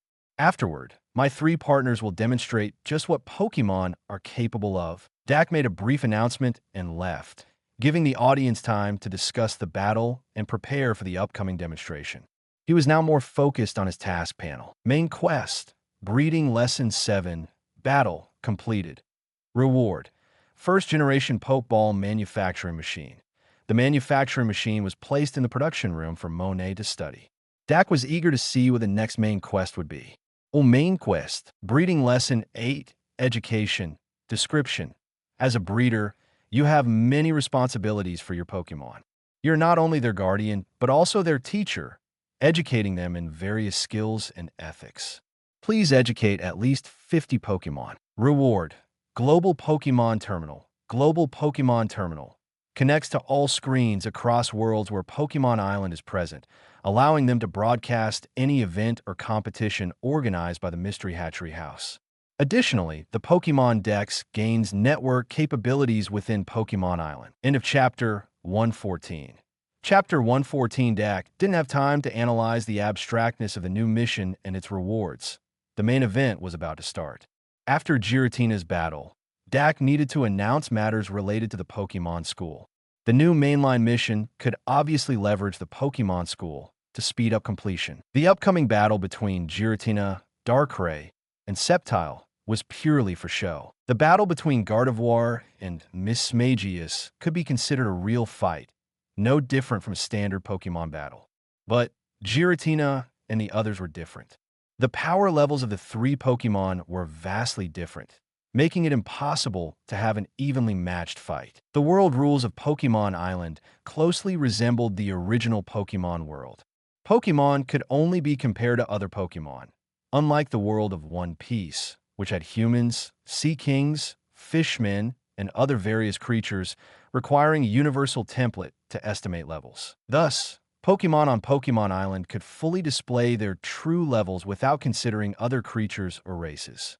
Giratina was at LV 95, Sceptile at LV 90, and Darkrai at LV 85. Judging by the levels alone, it seemed like Giratina's Sceptile, Darkrai. But true battle strength couldn't be calculated that way. If Giratina and Darkrai were replaced with two non-legendary Pokémon, then level alone could estimate their battle strength. Even if they were replaced with Mega Tyranitar or Mega Metagross, if Sceptile's level was higher, then Sceptile would be stronger. But Giratina and Darkrai were not ordinary Pokémon. In fact, they weren't just Pokémon. They were gods created by Arceus. Their appearance and abilities shared many similarities with other Pokémon, so humans classified them as a type of Pokémon. Thus, applying the standard Pokémon level template to these legendary Pokémon couldn't accurately calculate their battle strength. The main reason was their unique roles, each with exclusive skills and special abilities specific to their legendary status. If Darkrai didn't use Nightmare Force or Dark Void, then yes, the Pokémon template could apply to him, and his LV 85 would mean LV 85 strength, and he would lose to Sceptile. But without using these special abilities, how could they intimidate the people of the sea? To make them understand what transcendence is, they had to use unimaginable powers to show them what insurmountable means. A prime example was Mihawk. Even with Sceptile being so strong, Mihawk would still want to pursue, challenge, and see Sceptile as a target, thinking he could defeat Sceptile. That's the difference between gods and Pokémon. But if Giratina and Darkrai went all out, it would look something like this. Giratina, Darkrai, Sceptile, and Giratina, Darkrai plus Sceptile. No matter how the battle played out, it wouldn't be an evenly matched, spectacular fight, hence calling it a performance. Dak's idea was clear. Let Darkrai and Sceptile fight Giratina together. Currently, the outside world's perception of the peak strength of the breeding house was Darkrai and Sceptile. Everyone knew they were strong, but not how strong, because no one, except someone like Mihawk, wanted to try. This battle would show everyone the strength of Darkrai and Sceptile. However, they would also see Giratina performing even better, handling a 2-on-1 battle. If Darkrai and Sceptile were powerful enough to dominate the world, who could stand against the even stronger Giratina? Then everyone would understand why Dak made such bold claims before the match. And the world government? What about them? After the intermission, Dak appeared above the battlefield again, drawing everyone's attention. Now, let's start our second match. Please welcome my 3 companions, Darkrai, Sceptile, and Giratina. As the voice faded from the loudspeakers, the 3 Pokémon entered the field in different ways. Sceptile leaped in from outside the arena. Yes, it jumped over the tens of meters high wall and hundreds of meters of spectator seats, landing in the center of the battlefield, stirring up a massive wind that rustled the surrounding grass. Darkrai appeared much more low-key, silently emerging from a shadow on the field. Most people didn't even notice Darkray's appearance until those around them pointed it out. Giratina made the grandest entrance, appearing the same way it had vanished earlier. A huge dragon head with glowing blue eyes suddenly materialized in midair, startling many. Some timid Pokémon among the Navy were frightened. Some Pokémon opened their mouths and cried, while others had stress reactions. For instance, a coughing that had barely controlled its gas release suddenly let out a large amount of gas. Smoker couldn't use his smoke fruit ability to control the gas at the moment. Fortunately, the other Navy members had anticipated this and sat far from Smoker and coughing, so the gas quickly dissipated into the sky without harming anyone. Compared to the 200-meter-long Giratina, Darkrai and Sceptile looked tiny. In fact, everyone looked tiny before Giratina, even Whitebeard. Giratina's size wasn't just about being large. Sea Kings were just big. But Giratina was not just big. Its aura and power were immense. Facing Sea Kings and Giratina were entirely different experiences. The match begins. This battle will see Darkrai and Sceptile team up against Giratina, and it will end when a point is reached. The rules for this battle were clearly different from the previous one, where it went until one side lost the ability to fight. Dak would have to stop the battle at the right time. Since they were his Pokémon, Giratina and the others would listen to Dak, especially since none of the 3 Pokémon had the kind of personality that would lose control. Giratina looked fierce, but was actually a big softie. Darkrai was incredibly steady, and Sceptile could calmly control its emotions. Each Pokémon would throw out a few moves to get by. Begin the battle. Roar! Giratina was the first to attack. It opened with a devastating hyper beam. A dark purple beam, hundreds of meters wide, shot out instantly with no charge time. As Giratina's hyper beam blasted out, it seemed to absorb half the light in the world, making everything appear dimmer. The audience's eyes were fixated on the dark purple beam. Many people's eyes began to water from the intense light, but they still stared in awe at the scene before them. Borsalino swallowed hard. Dak! Blizzard! Darkrai raised both hands, summoning a small ice-blue tornado. As the small tornado hit the ground, it expanded into a massive blizzard hundreds of meters high, with countless hailstones causing endless destruction. Had Dak not anticipated this and prepared a void barrier to absorb these moves, the entire arena and a 10-kilometer radius around it would have been frozen. At this moment, the audience couldn't see the battlefield. All they saw was the endless snowstorm. The world turned from dim to a deathly white.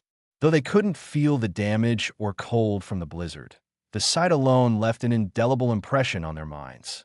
Akiji's mouth hung open. Darkray's move was impressive, but couldn't stop Giratina's hyper beam. Now it was Sceptile's turn. Or rather, Sceptile had been preparing since Darkray's move, but now was ready to act. Cha! Solar beam. The yellow beads on Sceptile's back glowed brightly, piercing through the blizzard, catching the audience's attention.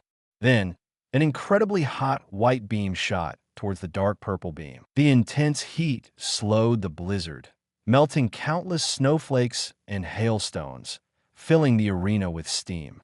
The sight alone made everyone sweat. Sakazuki's pupils trembled. Boom! With Darkray's Blizzard weakening the Hyper Beam, Sceptile's Solar Beam managed to hold it off. Even so, the clash caused a massive explosion, with heat waves creating ripples on the Void Barrier.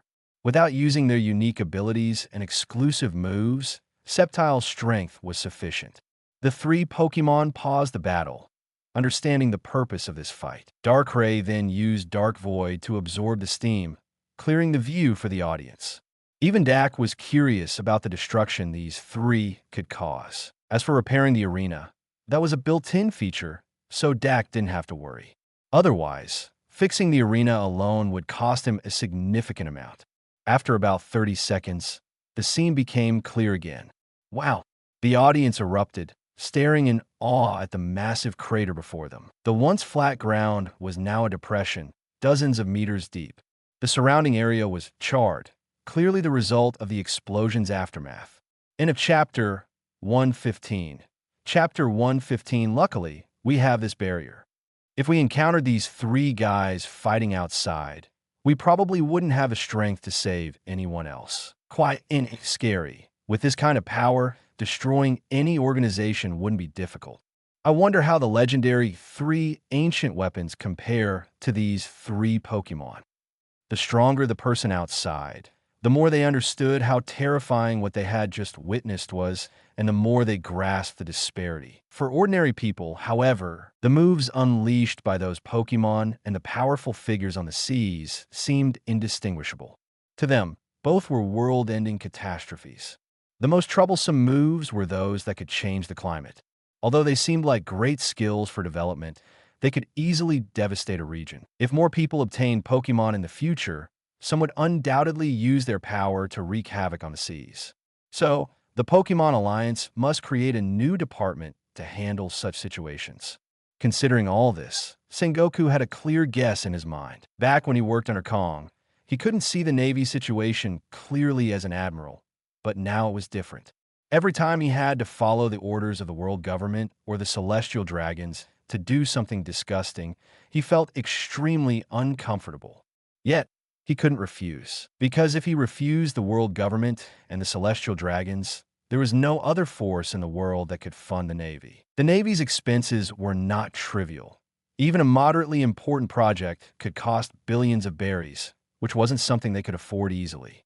Without the world government and the celestial dragons providing funds, where would the Navy get weapons, money to train soldiers, and funds to support the families of fallen members? The Navy was already short-handed in chasing pirates and guarding a few islands, with no spare personnel to make money, nor did they know how to. For what Sengoku had seen, he believed the Pokémon Alliance could support the Navy. They could even designate a piece of land on Pokémon Island as the Navy's headquarters and use teleportation methods for precise deployment and strikes, saving on travel costs and losses. Moreover, the leader of the Pokémon Alliance, Dak, although not necessarily embodying justice, was at least not a villain. He wouldn't make the Navy do some heinous things like the world government and the celestial dragons. So, Sengoku and a few other high-ranking Navy officers had a new idea in mind. Why not just join the Pokémon Alliance? This aligned with Dragon's guess. If Dak knew, he would definitely curse Sengoku. Where would he get the money to support such a large navy? The future 5-year development plan for Pokémon Island alone would cost hundreds of millions of Pokémon currency. And now they want him to fund the navy?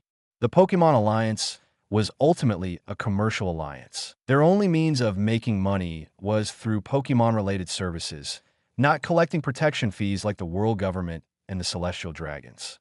If the Pokémon Alliance collected protection fees, it would only be on Pokémon Island, because the island was their territory and the Alliance was the true and only official entity there. Sengoku's idea had potential, but was far beyond what the Pokémon Alliance could handle at this time. The performance battle of the three Pokémon was far from over. They hadn't even showcased their exclusive skills yet. Normally, a Pokémon would be paralyzed after using Hyper Beam, but Giratina showed no signs of this, or recovered so quickly that it could continue moving freely.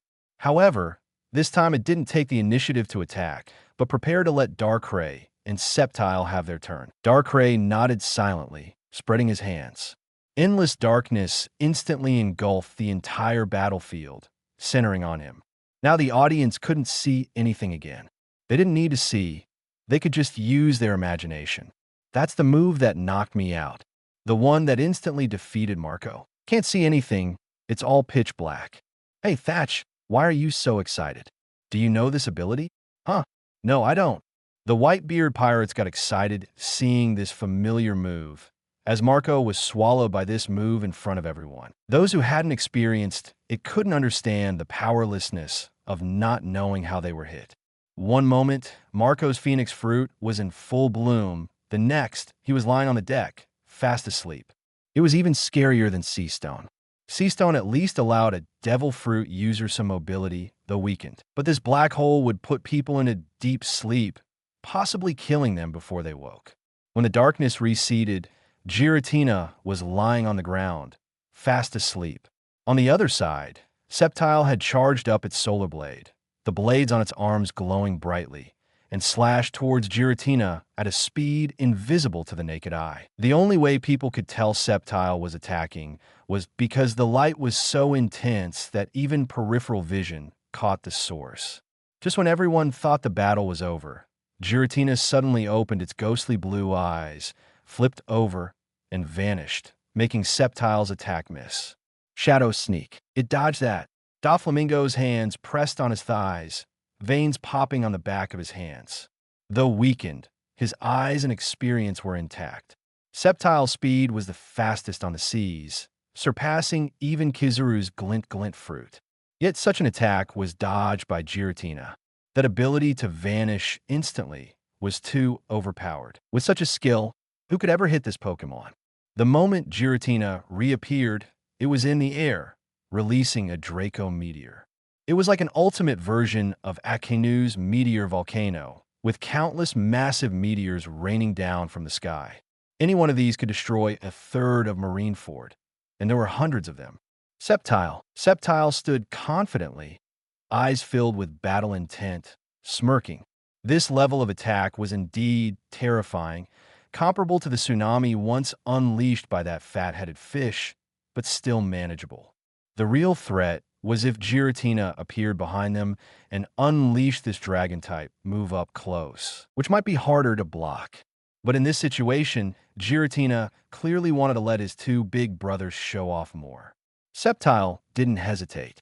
It used agility, leaping into the sky, becoming a green blur that slashed through all the meteors. Darkrai, below, opened a huge dark void again, absorbing all the meteor fragments into the endless darkness, leaving the battlefield unscathed. Seeing Darkrai and Sceptile handle Draco Meteor, Giratina leisurely used another move. Giga Impact. Giratina glided down from the sky, surrounded by flames from the friction with the air, resembling a 200-meter-long fire dragon descending. A normal-type move executed like a dragon-type Dragon Rush. Dak. Sceptile. Darkrai and Sceptile exchanged glances, both unwilling to face Giratina head-on. Darkrai disappeared into the shadow on the ground, hiding in the Shadow Realm. Unless Giratina entered the Shadow Realm to chase him, Giga Impact wouldn't hit him. Sceptile used Protect. A semi-transparent gray shield flashed over Sceptile and disappeared. Boom! The silver-gray renegade Pokemon crashed into the ground, kicking up endless dust. The center of the battlefield sank hundreds of meters, making it impossible for the audience to see the bottom. Continuing this isn't a good idea, so let's end this battle here. Dak appeared above the massive crater, waving to activate the arena's auto-repair function. Under the astonished gazes of the audience, the crater quickly began to restore itself. It was like a creator's power. Silence. The atmosphere in the stands could only be described with this word. The previously passionate crowd now sat dumbfounded in their seats after witnessing the entire performance. Their minds were subconsciously blank because the details were terrifying. It was a form of self-protection by the brain, which had endured too many shocks today, unable to process more. Everyone sat in a daze. Even the Navy's Pokemon stayed by their trainers' sides, equally stunned. They instinctively followed the sound, looking at that figure. Looking at He who stands above. End of chapter 116. Chapter 116. After witnessing today's battle, I'm sure everyone has a better understanding of the potential and future of Pokémon. But let me make it clear, they are far stronger than what you saw today. They couldn't fully unleash their power due to the limited space. If you give your true heart to your Pokémon, they will respond in kind. How strong they become isn't just their business, it's yours too. Pokémon are considered limitless beings. If they ever hit a bottleneck, don't doubt it. It's because your affection isn't deep enough. Always hold high expectations for your partners. This is a truth our Pokémon Alliance will always uphold. The highest level of persuasion is believing the idea yourself, so others will believe it too. No, this isn't brainwashing, it's simply the truth. But such words need to be repeated endlessly, after every event or competition. The core of the Pokémon Alliance is Pokémon. The more people value Pokémon, the higher and more stable the Pokémon Alliance's position becomes, and the more it will be embraced by people. Therefore, psychologically suggestive phrases that make people value Pokémon more must be said often. And it can't just be anyone saying it. If a random person said it, people would think they were talking nonsense. But if Dak says it, it's different because, so far, Dak is the most authoritative figure in this field. The strongest Pokémon are his partners, so no one understands Pokémon better than him. There's one more thing I want to announce.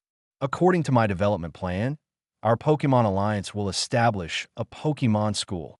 Dak raised his hand and pointed to the big screen, signaling everyone to look. On the screens around, several images of a campus were being displayed in succession. This school did not exist in any Pokémon or trainer schools in the Pokémon world, but was a new campus created by Dak from pre-purchased architectural and scenic designs. They were already in the shopping cart, ready to be purchased and generated. The campus is inspired by the IS Academy from the anime Infinite Stratos, as it seemed very suitable. First, the playground. The school's playground wasn't large, but it was more than adequate for the Pokémon still learning and training at the school. Next, the dormitory. The dormitory was quite high-end, with double rooms, private bathrooms, central air conditioning, computers, balconies, wardrobes, and all other necessary amenities. Then the classrooms. The classrooms were full of a sense of technology, very spacious, and pre-installed with multiple virtual electronic screens, making it easy to project Pokémon-related materials for teachers to explain and students to understand better. In Dak's plan, each classroom or class would have 25 students. Does that sound too few? That's because each student also has a Pokémon partner. In reality, each class would have a biological capacity of 50. Finally, a few campus scenery images were also shown, with small forests, gardens, fountains, and lakes. The scenery was picturesque, rivaling some vacation resorts.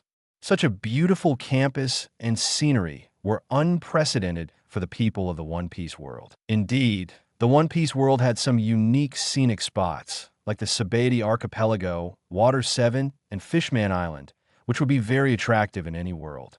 But a modern, urbanized campus like this was equally novel to the people of this world. They had never seen anything like it. Most of the audience in the stands gradually recovered their senses while looking at the images on the screen, their eyes filled with excitement. The Navy's Pokémon were also intrigued, clamoring to enter the school. Not just the scenery, even the concept of a school was novel enough for these people. Children in the One Piece world had no idea of the pain, the joy of school and homework. Dak was bringing a boon to the world's children. He intended to establish something like a 9-year compulsory quality education system. Every household's children had to attend school, and without a graduation certificate, they couldn't get free Pokémon from the school or nearby research institutes. He would introduce frequent small tests, weekly exams, monthly exams, midterms, finals, practical tests, qualification tests, and even parent-teacher meetings, emphasizing comprehensive development in morals, intellect, physique, aesthetics, and labor, along with family education. Our Pokémon school is almost finished and will open on March 1st next year. The period until then will be for pre-registration. Anyone interested in enrolling in the Pokémon school can register at our store. After displaying the images, Dak continued his explanation. The admission review for the first batch of students at the Pokémon School would be relatively strict. Currently, the only teachers qualified were Dak and Robin, while Perona was still in training but should be ready to teach by next year. Since they were all new teachers and Dak was running a school for the first time, there were many unknowns. Thus, the first batch of students would be a test year for the Pokémon School. They planned to enroll only 50 students, along with 50 Pokémon, divided into 2 classes for experimental teaching. Additionally, other surrounding buildings needed to be constructed for the school. Otherwise, where would students go during weekends? This was why the school opening was set nearly 4 months later. During these 4 months, Dak needed to gather funds and develop Pokémon Island, creating a commercial street, food street, and entertainment area near the school for students to enjoy during holidays. When family members came to visit, there needed to be a place for them to have fun with the students.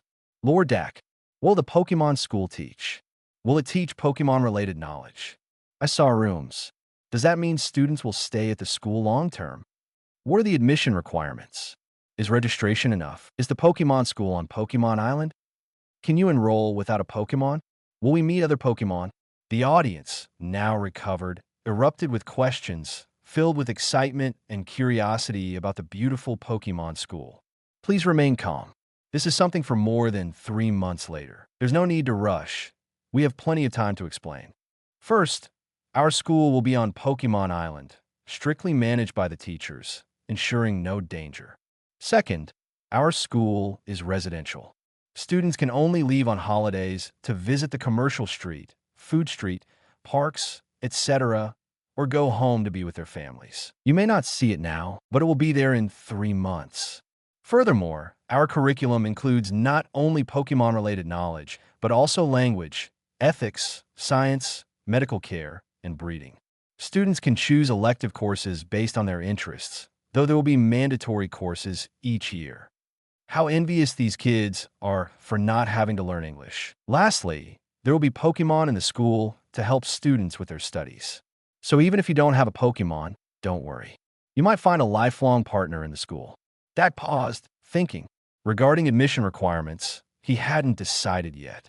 Charging high tuition didn't seem suitable for a school, but the Pokémon School he built could charge $40,000 to $80,000 a year in reality, so it couldn't be too cheap either. As for admission requirements, we will screen during pre-registration. Only those who pass the pre-registration need to pay a fee of 1 million berries. This 1 million berries covers 1 year, which is 2 semesters, including all book fees, accommodation fees, tuition, Pokémon recovery fees, and more. 1 million berries was a relatively high fee in places like the East Blue. For instance, villagers from Kokoyasi Village and Syrup Village might need to save for 1 or 2 years to afford it. But in Paradise, it was an affordable fee for commoners. Though a bit expensive, it was within an acceptable range. After all, it was for a full year, 2 semesters, averaging 500,000 berries per semester. When Dak first mentioned 1 million, many people's faces fell, but they nodded after hearing the details. Such a place, charging 1 million berries a year, was quite reasonable. A vacation in the Sabaody archipelago cost more than 1 million berries. That about covers it. This concludes the Pokémon Alliance's performance event. Thank you all for participating. Please follow the guides to exit, or feel free to explore the arena and the surrounding kilometer area with your companions. Just remember not to wander off. Until next time, Dak bowed slightly in midair, and his 3 partners vanished from everyone's sight, leaving behind a somewhat dazed audience. Into Chapter 117. Chapter 117. After the match ended, most people were reluctant to leave. The concept of another world was too novel for the people of the pirate world, so they wanted to explore more. Even though there was nothing around except the battle arena, they had no intention of leaving. Who knew when they would get another chance to enter? Didn't they notice that the Navy and Whitebeard pirates hadn't left either? Most people didn't know that it wasn't just them who stayed. The Revolutionary Army, Doflamingo, and Morgans were still here too. But their reasons for staying were different. They had matters to discuss with Dak. As for what, Dak had a guess. However, he decided to meet the Revolutionary Army first, as their presence was more sensitive and the longer they stayed, the more likely they would be exposed. Dak naturally hoped they would be exposed as late as possible since they were also against the world government. The more they could secretly disrupt the world government's plans, the less cleanup Dak would have to do when he took them down. "Hello, Mr. Dragon. What can I do for you?" Dak asked. "We wanted to ask if you think it's necessary for us to send people to study at the Pokemon school." Dragon asked smartly. The Whitebeard pirates probably wanted to discuss their VIP benefits, specifically the free enrollment slots for the Pokemon school. They weren't considering whether the school was useful for them now. They just wanted to join in. But Dragon was different. He would make decisions based on Dak's advice. If Dak said it was necessary, he would send people. If not, he wouldn't waste precious resources. Dragon knew that not everyone could succeed in school. It required talent. Such individuals were valuable to the Revolutionary Army, so he needed to be sure. Dragon's trust in Dak stemmed from Dak's pre-battle declaration, which implied defiance against the world government. This act made the Revolutionary Army trust that the Pokemon Alliance wouldn't side with the world government. Yes, absolutely. Without understanding the vast amount of information about Pokemon, how can you effectively harness their power and help them grow? This was undeniably true. Any organization wanting to utilize Pokemon needed experts in Pokemon knowledge to fully leverage their power. March next year is a bit late. We want to understand Pokemon as soon as possible. I've heard the Navy. Dragon furrowed his brows. Dak's reminder made him realize he hadn't considered the need for this information before Karasa's Pokemon hatched, as they weren't planning to buy many Pokemon eggs immediately. When you need this information, it will be at least 2 months from now. There's no rush. You can send a few people to my store to learn some basics. The detailed knowledge will be taught in the school. Dak treated the Revolutionary Army the same way he treated the Navy. "Thank you. We'll take our leave for now." Dragon nodded. He had more questions, but decided to leave as he noticed others approaching. As Dak said, the Revolutionary Army had plenty of time, so they could ask later without risking exposure now. Dak didn't have time to see them off as he turned to the new arrivals. Doflamingo, the one Dak most wanted to see. "Did you bring the fruit and money?" "Fu. Here." Doflamingo handed over a black bag and a black briefcase. "How effective is the crescent feather?" Dak weighed the items and nodded, confident that Doflamingo wouldn't dare mess with him. "Great, 10,000 Pokemon coins in the account. The branch stores should also have some income, though not much yet." Dak had instructed Mr. Two-Bond Clay to bring it over whenever it reached 100 million berries. But it hadn't happened yet, mostly because the Pokemon babies in Water 7 hadn't hatched, and people were still in the browsing stage. "Amazing. Do you have any other similar items? Preferably ones that enhance human strength." "Yes, there are many items to enhance strength. Not just strength. I have items that can extend life by decades, or even resurrect the dead. But these won't be for sale. I'll only offer them as prizes in future Pokemon Alliance events." Dak smirked, seeing Doflamingo's reaction. He was sure Doflamingo wouldn't sleep tonight after hearing this. Dak said this deliberately, sensing a certain bird approaching. "What? Resurrection?"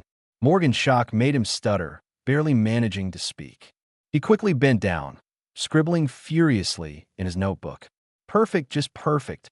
He wouldn't have to worry about headlines for the next month. He was even considering launching a Pokemon-exclusive newspaper. However, such a paper would need a good relationship with the Pokemon Alliance, or they'd eventually shut him down. His current relationship with Dak was still very basic, not even friends. Immortality? Resurrection? Doflamingo chewed on the words. He hadn't expected such legendary items to exist. Immortality. The last time he heard that was related to the op fruit. Law, Corazon, my foolish little brother. Doflamingo's chest heaved slightly. These terms were over the top for anyone in the pirate world, capable of driving people into a frenzy. He glanced at Morgans. He could foresee that once Morgans released this news, the sea would be filled with chaos, with countless people chasing these items. Just like when that man spoke in Logtown, the world changed overnight. This time, the sea would undoubtedly be tumultuous. It could even shatter the current pirate era, with many new or aspiring pirates abandoning the pursuit of the One Piece to focus on these items. The existence of the One Piece was questionable, but compared to Dak's seemingly impossible claims, Roger's treasure seemed more credible. In the future, only 3 types of people would pursue the One Piece. 1. Those who didn't believe in the Pokémon Alliance's miraculous items.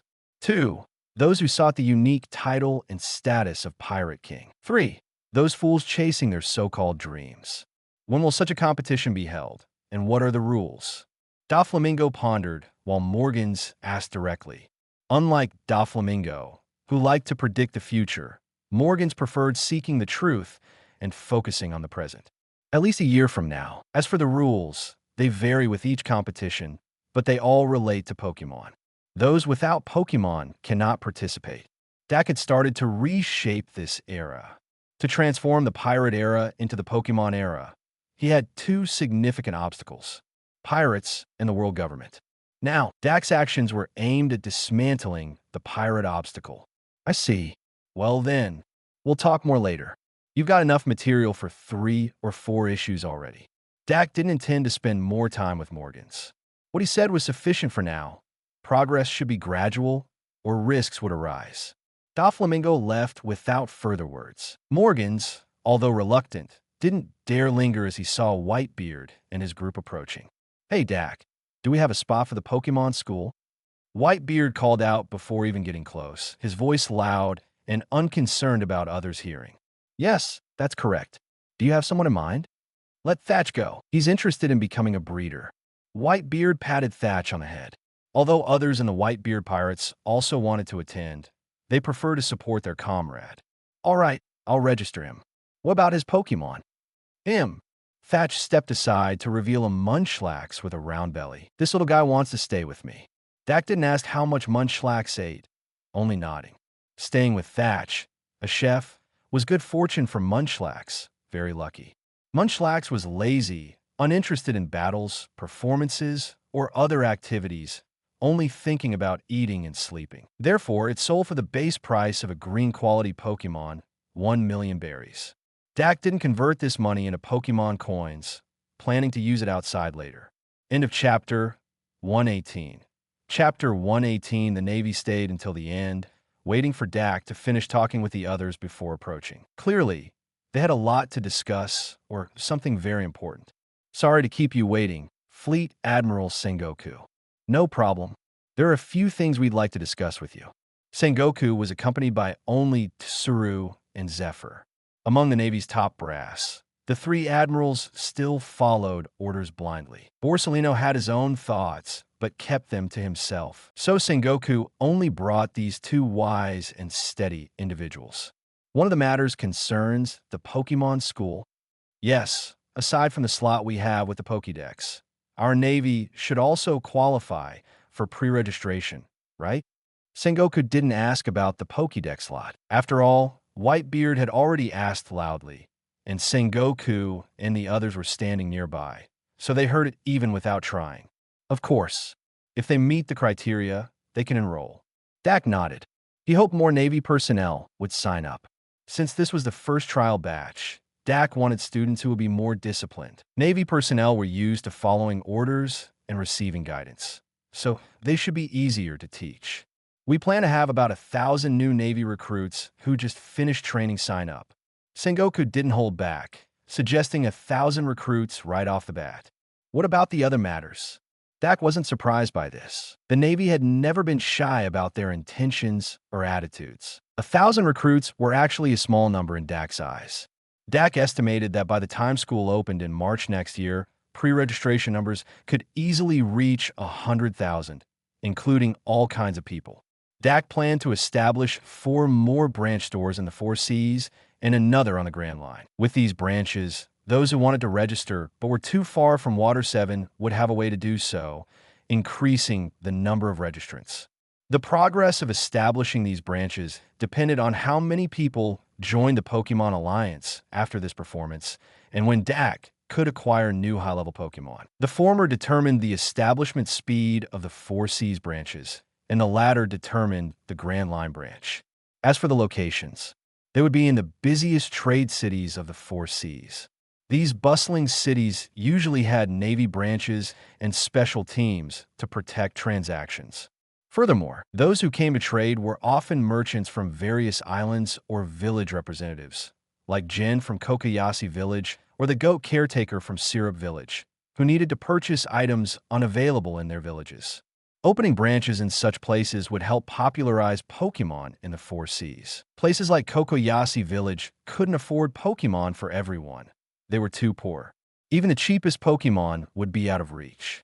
But they could pool money to buy a few Pokémon eggs, treating the hatched Pokémon as village members who could help in times of danger. If they couldn't even reach such cities, they likely wouldn't be able to afford Pokémon anyway. The Grand Line branch would be in the Sabaody archipelago. I want to ask, is the Pokémon Alliance currently short on people? Sengoku pondered before asking tentatively. Despite the Pokémon Alliance's impressive appearance, it was basically just a few key figures and Pokémon Island. Beyond that, it was a small organization. This was understandable. Dak had only been in this world for a little over 2 months. The first month was spent completing mainline missions and breeding Pokémon eggs without making much money. Everything he had now had been developed in the past month or so, which was already very fast. Yes, we are quite short on people. Dak nodded. This was obvious to anyone. If they weren't short on people, Dak wouldn't have announced recruitment during the performance. Does the Alliance have any plans to recruit from the Navy? Sengoku suddenly looked sly, glancing around before pulling Dak closer and whispering in his ear, "Recruit from the Navy?" Dak's expression turned strange. He hadn't considered this before, but now that Sengoku mentioned it, Dak started thinking. The more he thought about it, the more he saw the potential. The world government and the Navy weren't official entities, but more like commercial organizations, akin to the conglomerates controlling power and resources. Both Doflamingo and Tesoro, former kingpins of the underworld and current Golden Emperor, understood this, hence their large-scale money hoarding. If the world government ran out of money, the Navy had 2 options: dissolve due to financial collapse or find a new investor and switch bosses. The Pokémon Alliance's emergence gave the Navy this hope. Previously, only the world government could afford them, but now the Pokémon Alliance seemed capable too. Moreover, the Pokémon Alliance appeared more righteous and aligned with the Navy's image, making it a better fit for upholding justice. So, we're all thinking the same thing. Saru and Zephyr nodded at Dak's curious look. Dak pondered for a while. If they could recruit the Navy, it would be fantastic. Not only did most of these people have a sense of justice, but they also formed a well-established, powerful army with a professional and proficient system, saving Dak a lot of time and effort. In the future Pokémon era, Dak would need to establish a new force to handle illegal activities at sea. Like the police force in the Pokémon world, Officer Jenny's profession, specializing in combating illegal activities and ensuring the safety of civilians. The Inspection Corps would focus on fair treatment of Pokémon, not dealing with human disputes, mainly ensuring Pokémon rights and treatment. Besides these 2 forces, Pokémon Island would also need a management team, which was currently just the lone leader, Sugar. Yes. After considering all this, Dak nodded. Then we can discuss more specifics. Sengoku smiled, feeling a sense of relief for the first time in years.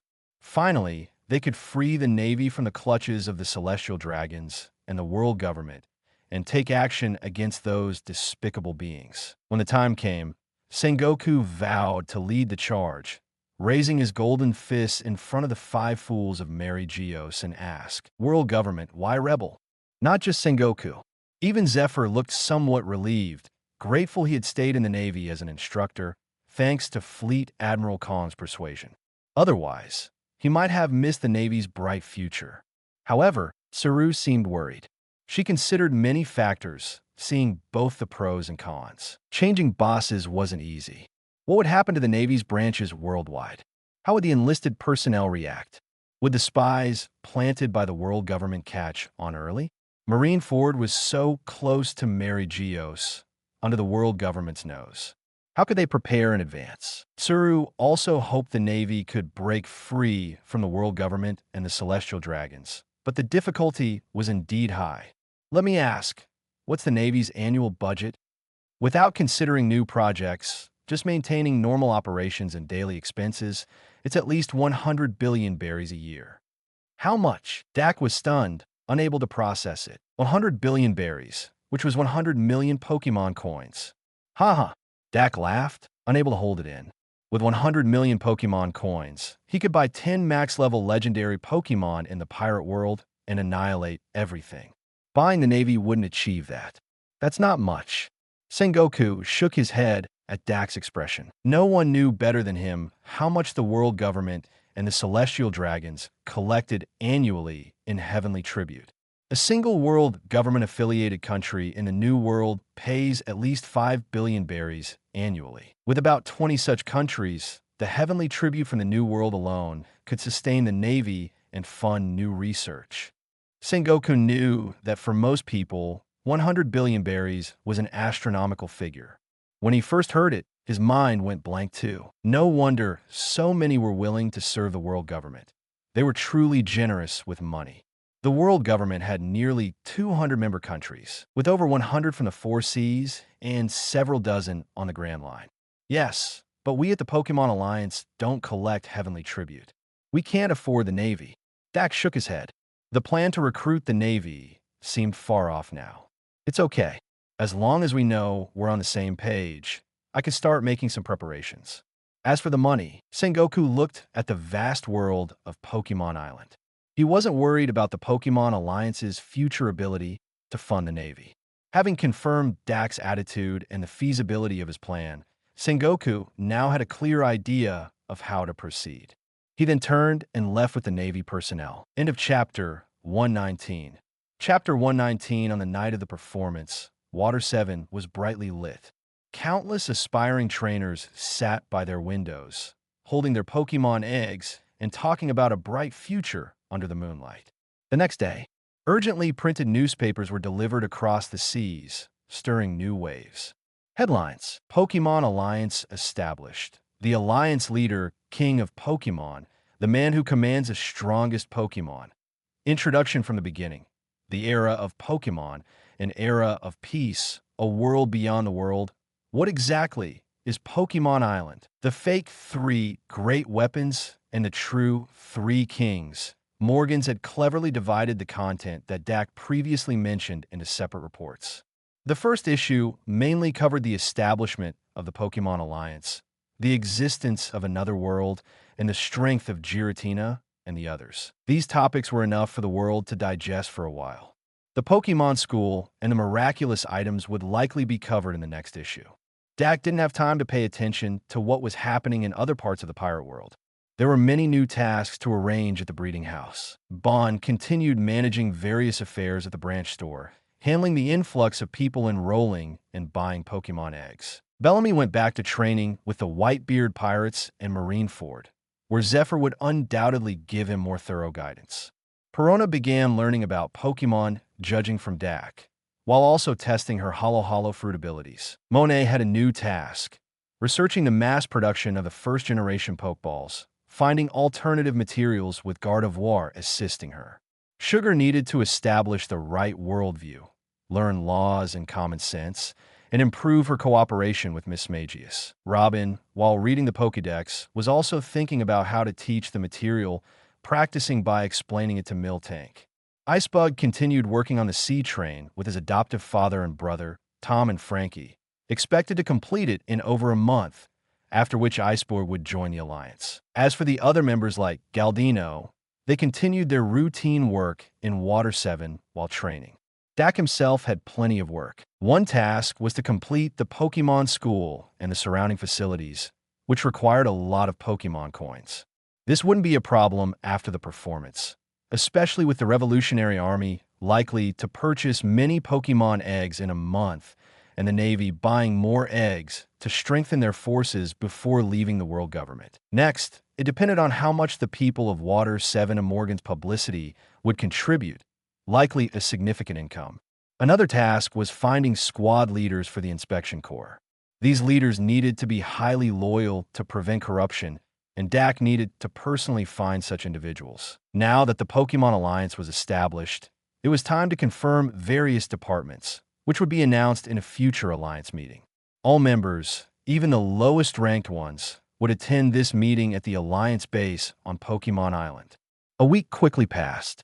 A new issue of the newspaper spread across the seas, still without mentioning resurrection or immortality, indicating Morgans was saving the big news.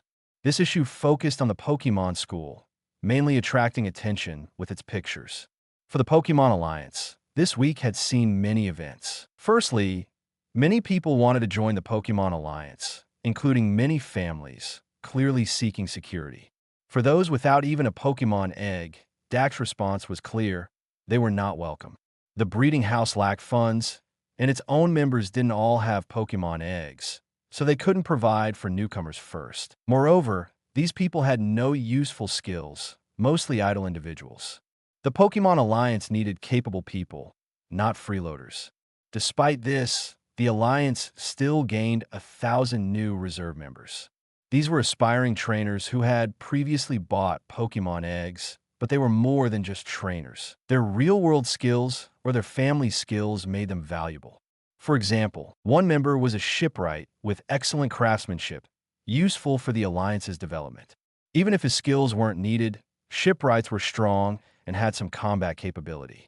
Another member was a modest clerk, but his wife was a well-known meat seller in Water 7. If she moved to Pokémon Island, she could open a meat shop, contributing to Dak's vision of the first Pokémon City. A leader must be meticulous, considering multiple factors, even when recruiting low-level employees. Dak had lost quite a bit of hair over these decisions. In the future, he must exchange for Shalebi to maintain his health. These new recruits were only reserves because Pokémon Island didn't yet have housing for them. Building a residential area for employees also required significant funds. For now, these people continued working in Water 7. Dak promised them that within 2 months, they would move to Pokémon Island and never worry about their family's safety again. Besides new recruits, there were numerous school enrollments. In just a week, over 50,000 people had registered, many coming from nearby islands after reading the newspaper. Of the 50 confirmed students, only 3 were certain. The Navy sent a girl named Kajiko, Tsuru's granddaughter, a future member of SWORD, though she hadn't yet eaten the whip fruit and was currently 8 years old. The Navy seemed to think schools were for children, hence sending this young girl. The Whitebeard pirate's choice was already known: Thatch. The Revolutionary Army sent Koala, a familiar character who had just joined, a 13-year-old girl. Dragon seemed intent on training Koala to be a Pokémon professor within the Revolutionary Army, focusing solely on Pokémon knowledge. That left 47 slots. Mihawk showed no interest, so who knew what interesting people might join? Moreover, the past week saw a surge in Pokémon egg purchases in Water 7, with pre-orders from 3,000 to 4,000 people, many from other islands. After screening out unqualified and unclear applicants, about 10,000 locals remained, mostly family members of those who had already bought eggs and attended the performance. For example, a wealthy merchant who initially bought 1 egg might have his wife and children buy more, showing foresight. Non-residents of Water 7 were mostly those planning to move there, given the breeding house branch's presence. This increased Water 7's population significantly. Out of 10,000 eggs, 5,000 green quality eggs, netting 250,000 Pokémon coins. 1,000 pre-ordered green quality eggs, netting 100,000 Pokémon coins. 3,000 white quality eggs, netting 15,000 Pokémon coins. 1,000 blue quality eggs, netting 500,000 Pokémon coins. This money couldn't be collected all at once and had to be delivered in batches. Dak's reserve funds were also insufficient for an immediate, full distribution. Moreover, pre-orders continued rising, with more people finding ways to reach Water 7. Iceboog even joked that Water 7 seemed to be sinking. The island was indeed small, comparable to Moria's Thriller Bark. The event was still fermenting, not yet at its peak. When the next issue of the newspaper spread worldwide in a week, Iceboog would have to seriously consider if Water 7 would sink. The pirate era would start to be gradually eroded from then. Meanwhile, the Pokémon Alliance had to focus on its tasks this week. Bon wasn't the only one delivering eggs. Even Galdino and Miss Golden Week were temporarily reassigned to help. Their devil fruit abilities made the delivery process more efficient. As for their safety and the eggs, Dak took it seriously. He spread the 1,000 reserve members throughout Water 7, putting them in uniforms to patrol and warn any lurking troublemakers. Additionally, Dak dispatched Darkrai, Gardevoir, and Miss Smagius to specifically protect the 3 and the eggs. Dak himself needed to find new employees within this week. End of Chapter 120. Chapter 120 East Blue, White Sand Island. A regular island, not as famous as the Goa Kingdom or Lowtown, but also not as obscure as Syrup Village or Kokoyasi Village. White Sand Island was known as the Island of Love in the East Blue because everyone there seemed to have a romantic mindset. But as Dak walked through White Sand Town, he felt the place needed a name change. It should be called Green Grassland. Sitting in front of a pet store, Dak was surrounded by a few cute puppies. From what he observed, the women on this island believed they were exceptionally beautiful, thinking that men should naturally like them and shower them with attention. When dining out, men should pay. Those who didn't were seen as unworthy, unchivalrous, and not lifelong partners. But to Dak, these women were quite average. Not ugly, but compared to the girls in his shop, they were just average. Nothing to be particularly confident about. And the men on this island were equally peculiar. They were like boiling sheep, unable to even sit with the puppies beside Dak. Human ATMs, or more popularly known as betas. Why not use that money to contribute to the new era? These women wouldn't appreciate their efforts, but Pokémon would never betray their true hearts, even if their hearts were worthless. Not everyone is like this. At least there are a few who don't fit in. Dak turned his gaze to a young man sitting alone on the grass in a park. A boy around 18 years old, with heavy dark circles and short stature, looking somewhat weak. That was Dak's target. A minor character from the original story, appearing only in the early stages, often speculated about for various identities, Jin.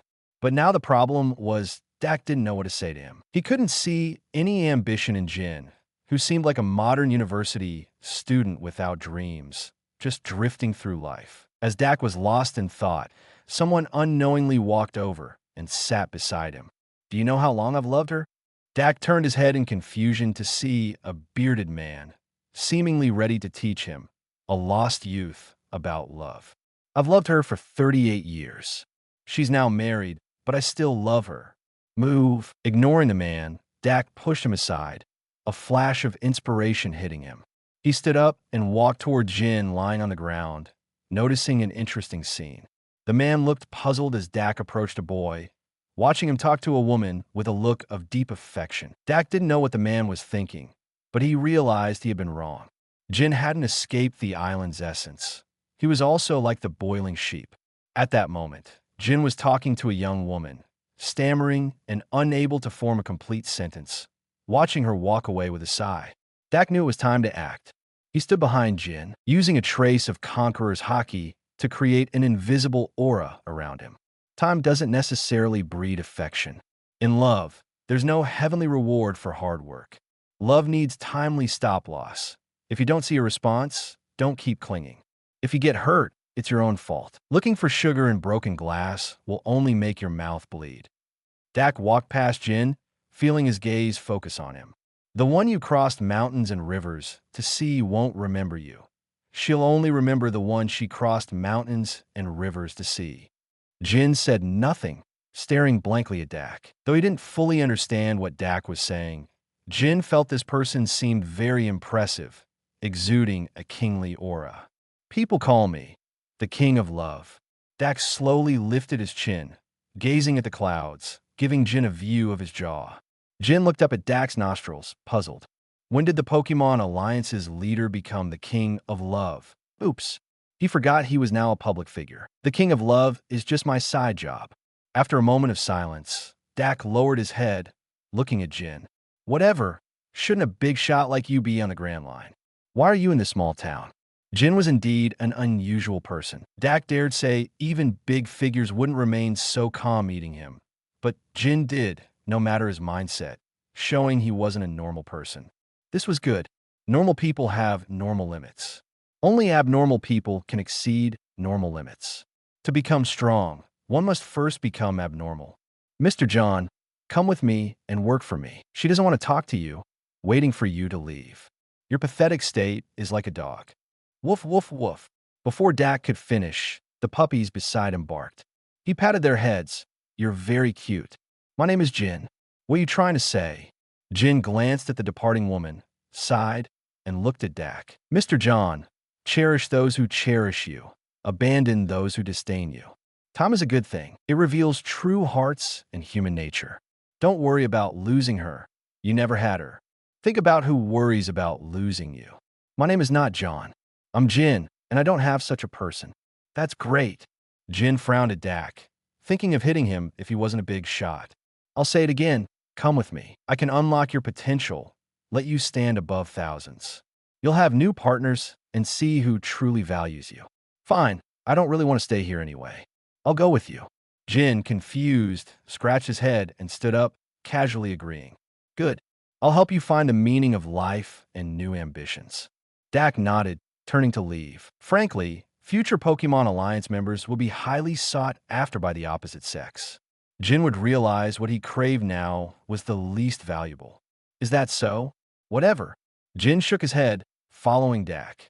He seemed to want to look back at the woman, but found he couldn't move, held by Dak's psychic power. Why can't I move? Jin's eyes widened, but quickly realized he could still move forward. Only then did he look at the man's back in front of him.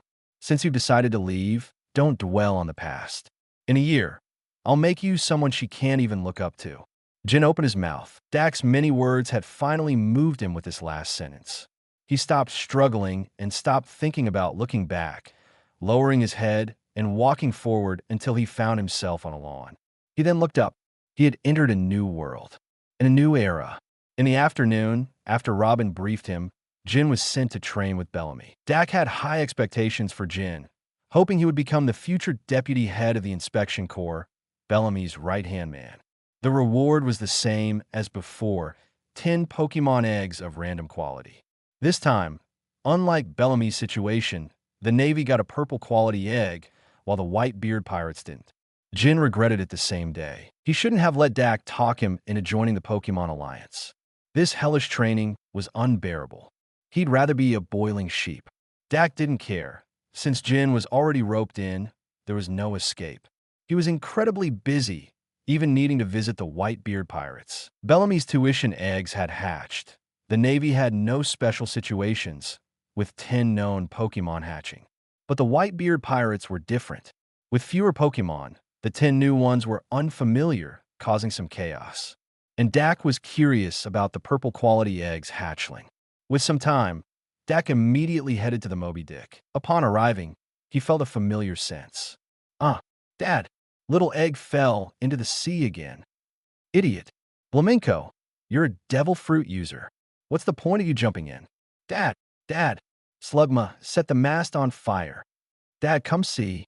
Another Munchlax hatched, and with Thatch's Munchlax, they've cleaned out our food stores.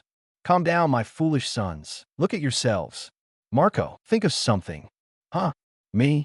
The deck of the Moby Dick was in chaos. Some were diving into the sea, others were putting out fires, and some were fighting Munchlax for food. Newgate stood at the bow, commanding, while Marco pointed at himself in confusion. Dak almost thought he had arrived at the previous Marineford. End of Chapter 121. Chapter 121 clap, clap, clap. After resolving the situation that had stumped the entire Whitebeard Pirates crew in just 15 minutes, Dak was met with sincere applause. He had dealt with each Pokémon in an average of 10 seconds. As expected of the king of Pokémon, the Alliance leader is truly impressive. He's so strong. I could never learn this in my lifetime. More awesome than burning. What a boss. This is true authority. The Whitebeard pirates were in awe. Slap. Dak slapped his forehead. What he had done was basic knowledge that every novice Pokémon trainer in the Pokémon world knew. Things that didn't even reach level 1 breeding skills. Didn't you buy the Pokédex? Can't you use it to check these things? Dak looked at Marco and Thatch, who stood beside him. The Pokédex? Oh, that tablet? Namor took it to pick his teeth. Dak was speechless. Using a Pokédex to pick teeth? That fishman named Namor must have some big gaps between his teeth.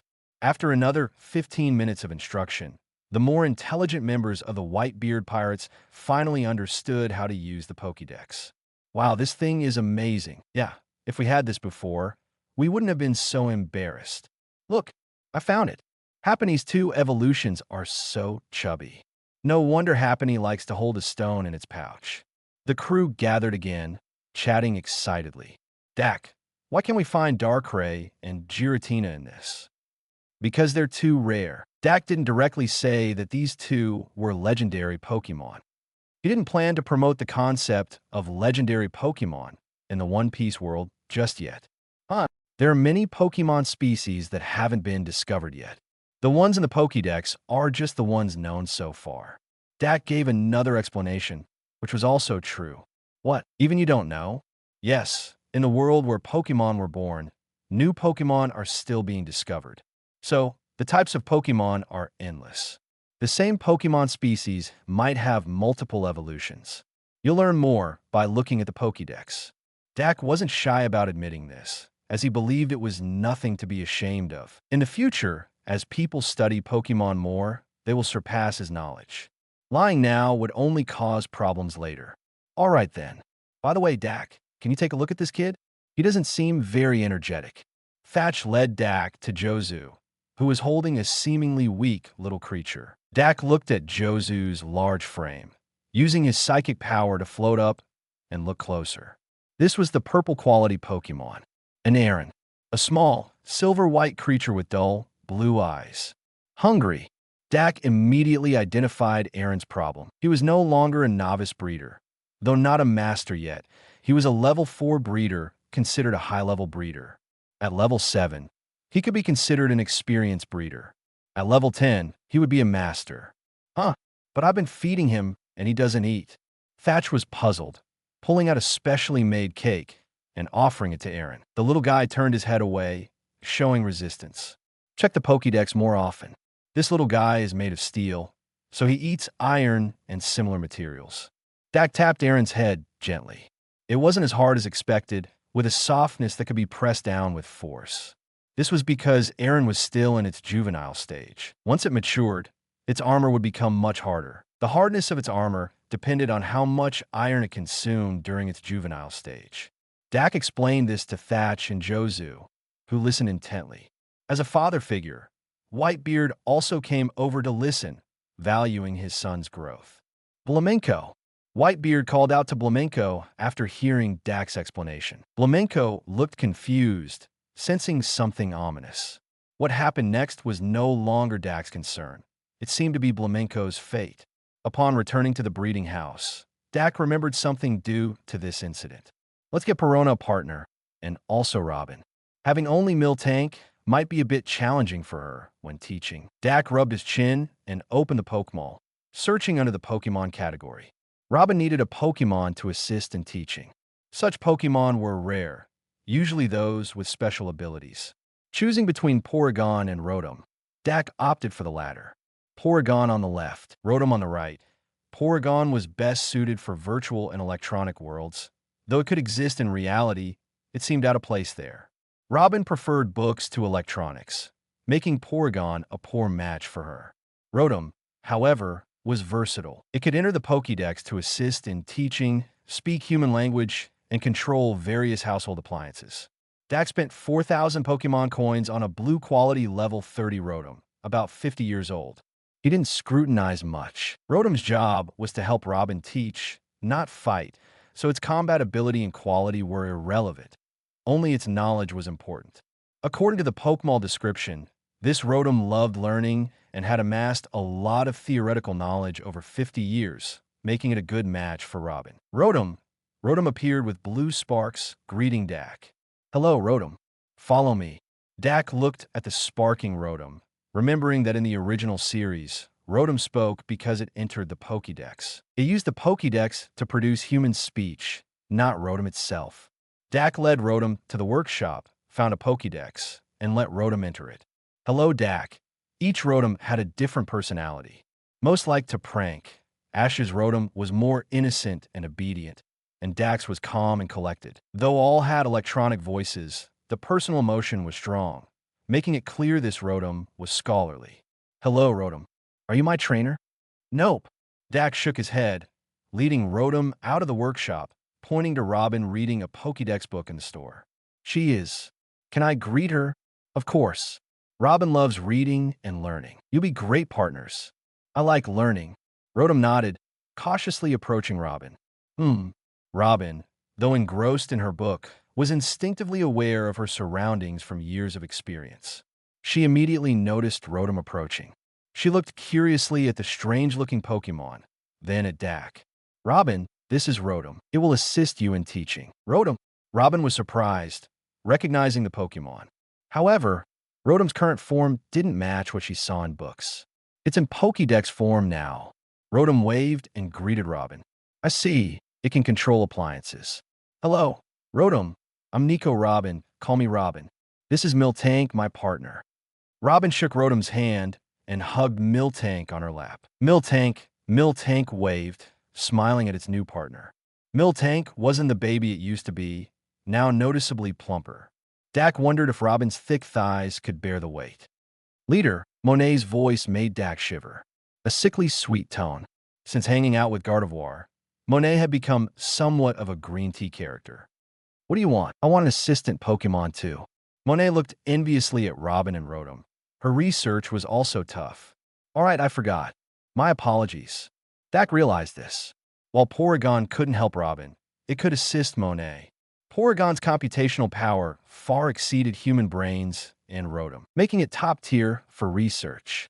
Monet, who would head the research department, would benefit greatly from Porygon's help, saving a lot of calculation time.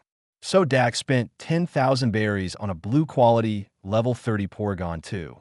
This Pokemon was less communicative than Rotom. Porygon 2's intelligence was too high, its thoughts too advanced, so its actions and words were often incomprehensible to humans, leaving Monet to interact with it gradually.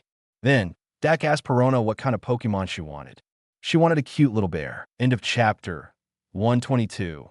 Chapter 122, while Monet and Robin were getting to know their new assistant partners, Dak had found Perona, who was studying Pokemon referee-related knowledge.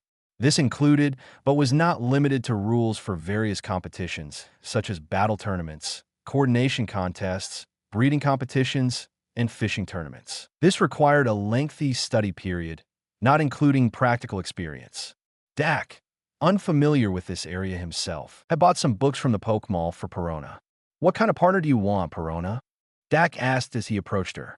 He thought having a Pokemon companion might make the tedious learning process more bearable, much like how some guys believe having a girlfriend would help them focus better in class. "Pokemon." Perona blinked her round eyes, furrowing her brows. She hesitated before saying, "I used to see girls my age holding dolls like little lambs or other plushies." Perona didn't continue, but Dak could sense her envy and desire. This reminded him of the small bear plush, Kamashi, that Perona often held in the original story. "I understand." Dak smiled, patting the two pink buns on Perona's head. Likely, Robin or Monet had styled her hair like this since others in the store didn't have the skill. He immediately opened the Poke Mall, searching for a suitable Pokemon under the bear category. "Let's go with this one," Dak mumbled, selecting a Pokemon egg. For 5,000 Pokemon coins, a purple quality, pink-brown Pokemon egg appeared in his hands. "Here you go."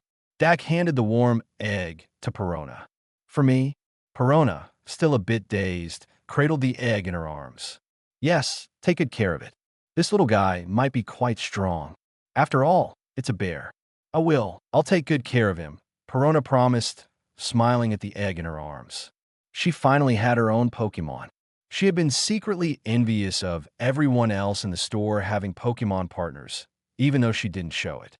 "This little one should hatch in about 2 weeks.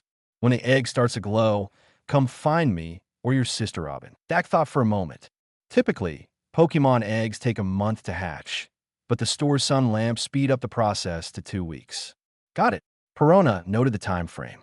Dak then wandered around the breeding house, pondering if there was anything else he had forgotten. "All right, this thing." While roaming the store, Dak remembered a special item in his system backpack. He took out the item and walked outside. "Robin, can you take a look at this fruit and see what it is?" Dak handed Robin the snow fruit given to him by Doflamingo. He had been so busy that he had almost forgotten about it. Another devil fruit? I'm not sure. Robin examined the fruit, but couldn't identify it. It had been 10 years since she last studied the devil fruit encyclopedia, and not all devil fruits were documented.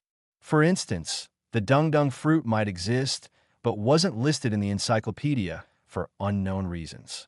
No one wanted to research it. Truth be told, if one could overcome the psychological hurdle, the dung fruit would be terrifying. Enemies might not be able to handle it, causing magical damage.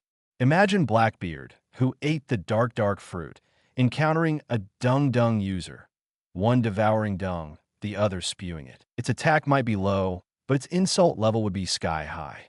Damn, better not think about it anymore. It's nauseating.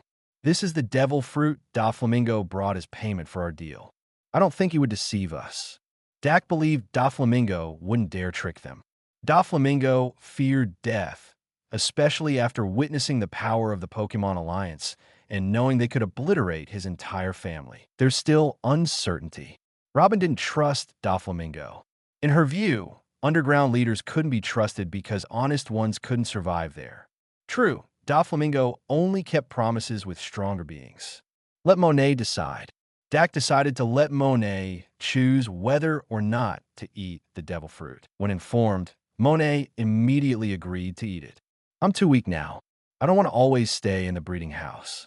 I want the power to protect Gardevoir and everyone outside, even if it's not the snow fruit. Any fruit can strengthen me. Monet was pragmatic. While Logia devil fruits were the quickest way to gain power, other fruits could also make one a notable figure in the 4 Cs. Even a simple Zoan fruit could make someone a powerful force. Special Paramecia fruits might also offer unique abilities. If you're sure, go ahead. Dak handed the fruit to Monet. Without hesitation, she took a bite, then froze in place. Dak waited, curious to see her reaction. However, she showed no expression, standing there like a statue, even dropping the fruit. She had crashed. Dak tapped her forehead, and she rebooted. What's wrong, leader? Monet looked at Dak curiously, as if she had forgotten something. Dak didn't recall devil fruits causing memory loss. He pointed to the fruit on the ground. Oh, when did I bite it? Monet looked down, her memory slowly returning. She still didn't recall eating the fruit. That's not important. Monet, try using your ability. Dak didn't expect the fruit to trigger Monet's body's auto-protect mechanism, erasing painful memories. The crucial question was whether she had eaten the snow fruit. Okay, Monet myokusid. Snowflakes began to drift in the workshop, and Monet turned into a snow woman. Good, it is the snow fruit. Monet, try creating a door with your ability. Just as Dak suspected, Doflamingo hadn't tampered with it. The snow fruit had returned to its original owner. Sure. Monet gathered snowflakes to form a white snow door. Dak pushed it, and it crumbled. This won't work. Make it sturdier like ice. Or control it to open. I can control it. Monet formed another door, opening it without touching it. In future dangers, you can use this door to return to the breeding house. Always carry a pocket token. Got it. Leader, look, I can fly now. Monet transformed her lower body into a white snow flow, hovering midair, similar to Crocodile's flying method.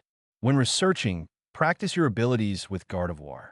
Okay, I'll tell her this good news when she returns. Gardevoir was in Water 7, protecting those distributing Pokémon eggs, returning only in the evenings. The next day, an old friend visited, Mihawk. This time, he had 2 Pokémon. He held a Psyduck and had a Slowpoke resting on his head. The Slowpoke was the baby hatch from Mihawk's pink egg. Dak suspected as much when he saw Mihawk draw a pink egg. Mihawk seemed to attract unique Pokémon. He now had 2 of the 3 dumb Pokémon. At that moment, Psyduck's eye, Slowpoke, Slow, the 2 dumps were communicating. Dak's psychic abilities sensed no emotion from them. I know, I brought you here by stuff. Mihawk was talking to Psyduck and Slowpoke. Dak, question mark. How'd he manage that? If he wasn't mistaken, Slowpoke was less than a day old. Dak, what's this kid called? Looks like Psyduck. Slowpoke. Oh, in a chapter 123. Chapter 123, Mihawk bought quite a few items before leaving. Moo Moo milk, universal water-type Poke blocks, a set of small Pokemon beds, baby bottles, diapers, various baby toys, and more. By the time Mihawk finished shopping, Dak was bewildered. Buying diapers for water-type Pokemon was unprecedented, even in the Pokemon world. It was evident that Mihawk was treating Psyduck and Slowpoke like children. However, Dak didn't comment. Every trainer had their own way of training and bonding with their Pokemon.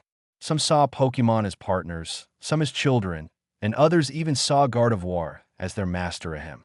In any case, Dak was open to all kinds of unique methods.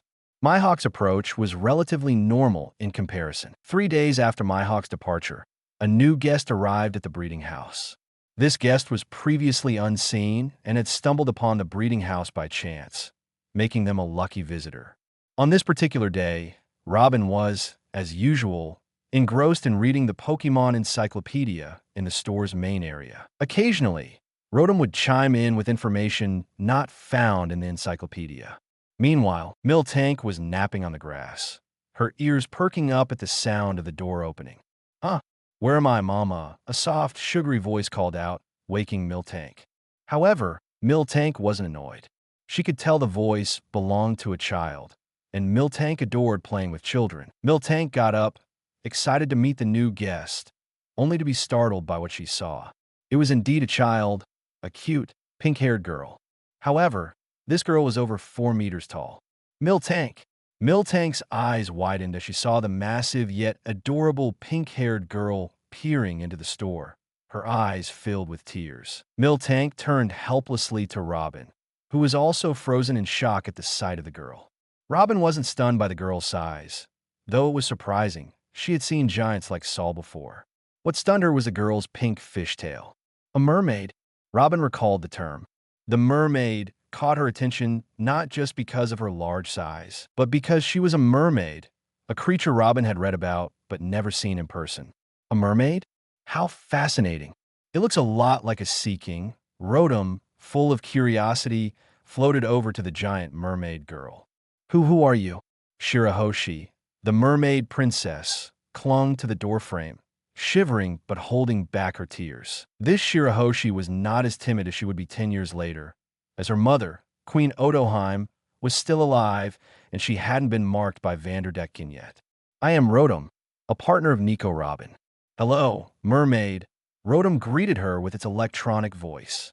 "I am Shirahoshi," the mermaid princess corrected, emphasizing her name.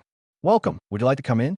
You seem a bit uncomfortable." Robin stood up, addressing the half-hidden Shirahoshi. From Robin's perspective, Shirahoshi's lower half was submerged in a dark sea outside the door, her tail swishing in the water. Just looking at the ocean made Robin uneasy, given her devil fruit abilities. "Oh, okay." Shirahoshi hesitated, but the inviting scenery and the warm atmosphere inside drew her in. As Shirahoshi's tail left the water and touched the ground, her mouth opened in surprise. "Grass? Yes. Do you not have it where you live?" Robin approached, now fully realizing Shirahoshi's immense height. Although Shirahoshi's tail was partly folded, she still towered over Robin, who only reached Shirahoshi's chest. Shirahoshi's head was disproportionately large, making up about 1/3 of her body. "We do have grass in the underwater forest, but it's different from this," Shirahoshi explained, clearly fascinated by the terrestrial grass, but too shy to bend down for a closer look. "Underwater grass? That's seaweed. It's different," Robin clarified. She hadn't visited Fishman Island, but assumed it wouldn't have terrestrial plants due to its deep-sea location. "I see. I once secretly watched the surface. The ground there bubbles a lot." Shirahoshi's initial nervousness faded as she spoke more freely with Robin. "That's the Sabedi Archipelago, directly above Fishman Island. Normally, other islands don't have bubbles," Robin explained. "Oh." Shirahoshi nodded obediently, standing still like she was being punished.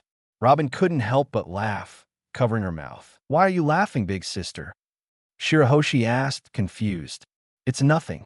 Do you want to see a real surface?" "A vast grassland," Robin offered. "Me? Can I?" Shirahoshi's eyes lit up but dimmed quickly. "Just tell me if you want to," Robin said, gently touching Shirahoshi's face. Her skin was soft and slightly damp, likely due to her mermaid physiology. I want to, Shirahoshi whispered, clenching her hands. All right, let me ask Dak. Normally, outsiders aren't allowed there, Robin said, planning to get permission. No, that's okay. I don't want to cause trouble, Shirahoshi said, waving her hands. It's no trouble. And Fishman Island, Robin paused, her eyes flickering with consideration. As a member of the breeding house, Robin often thought about how various places might benefit the breeding house and Dak.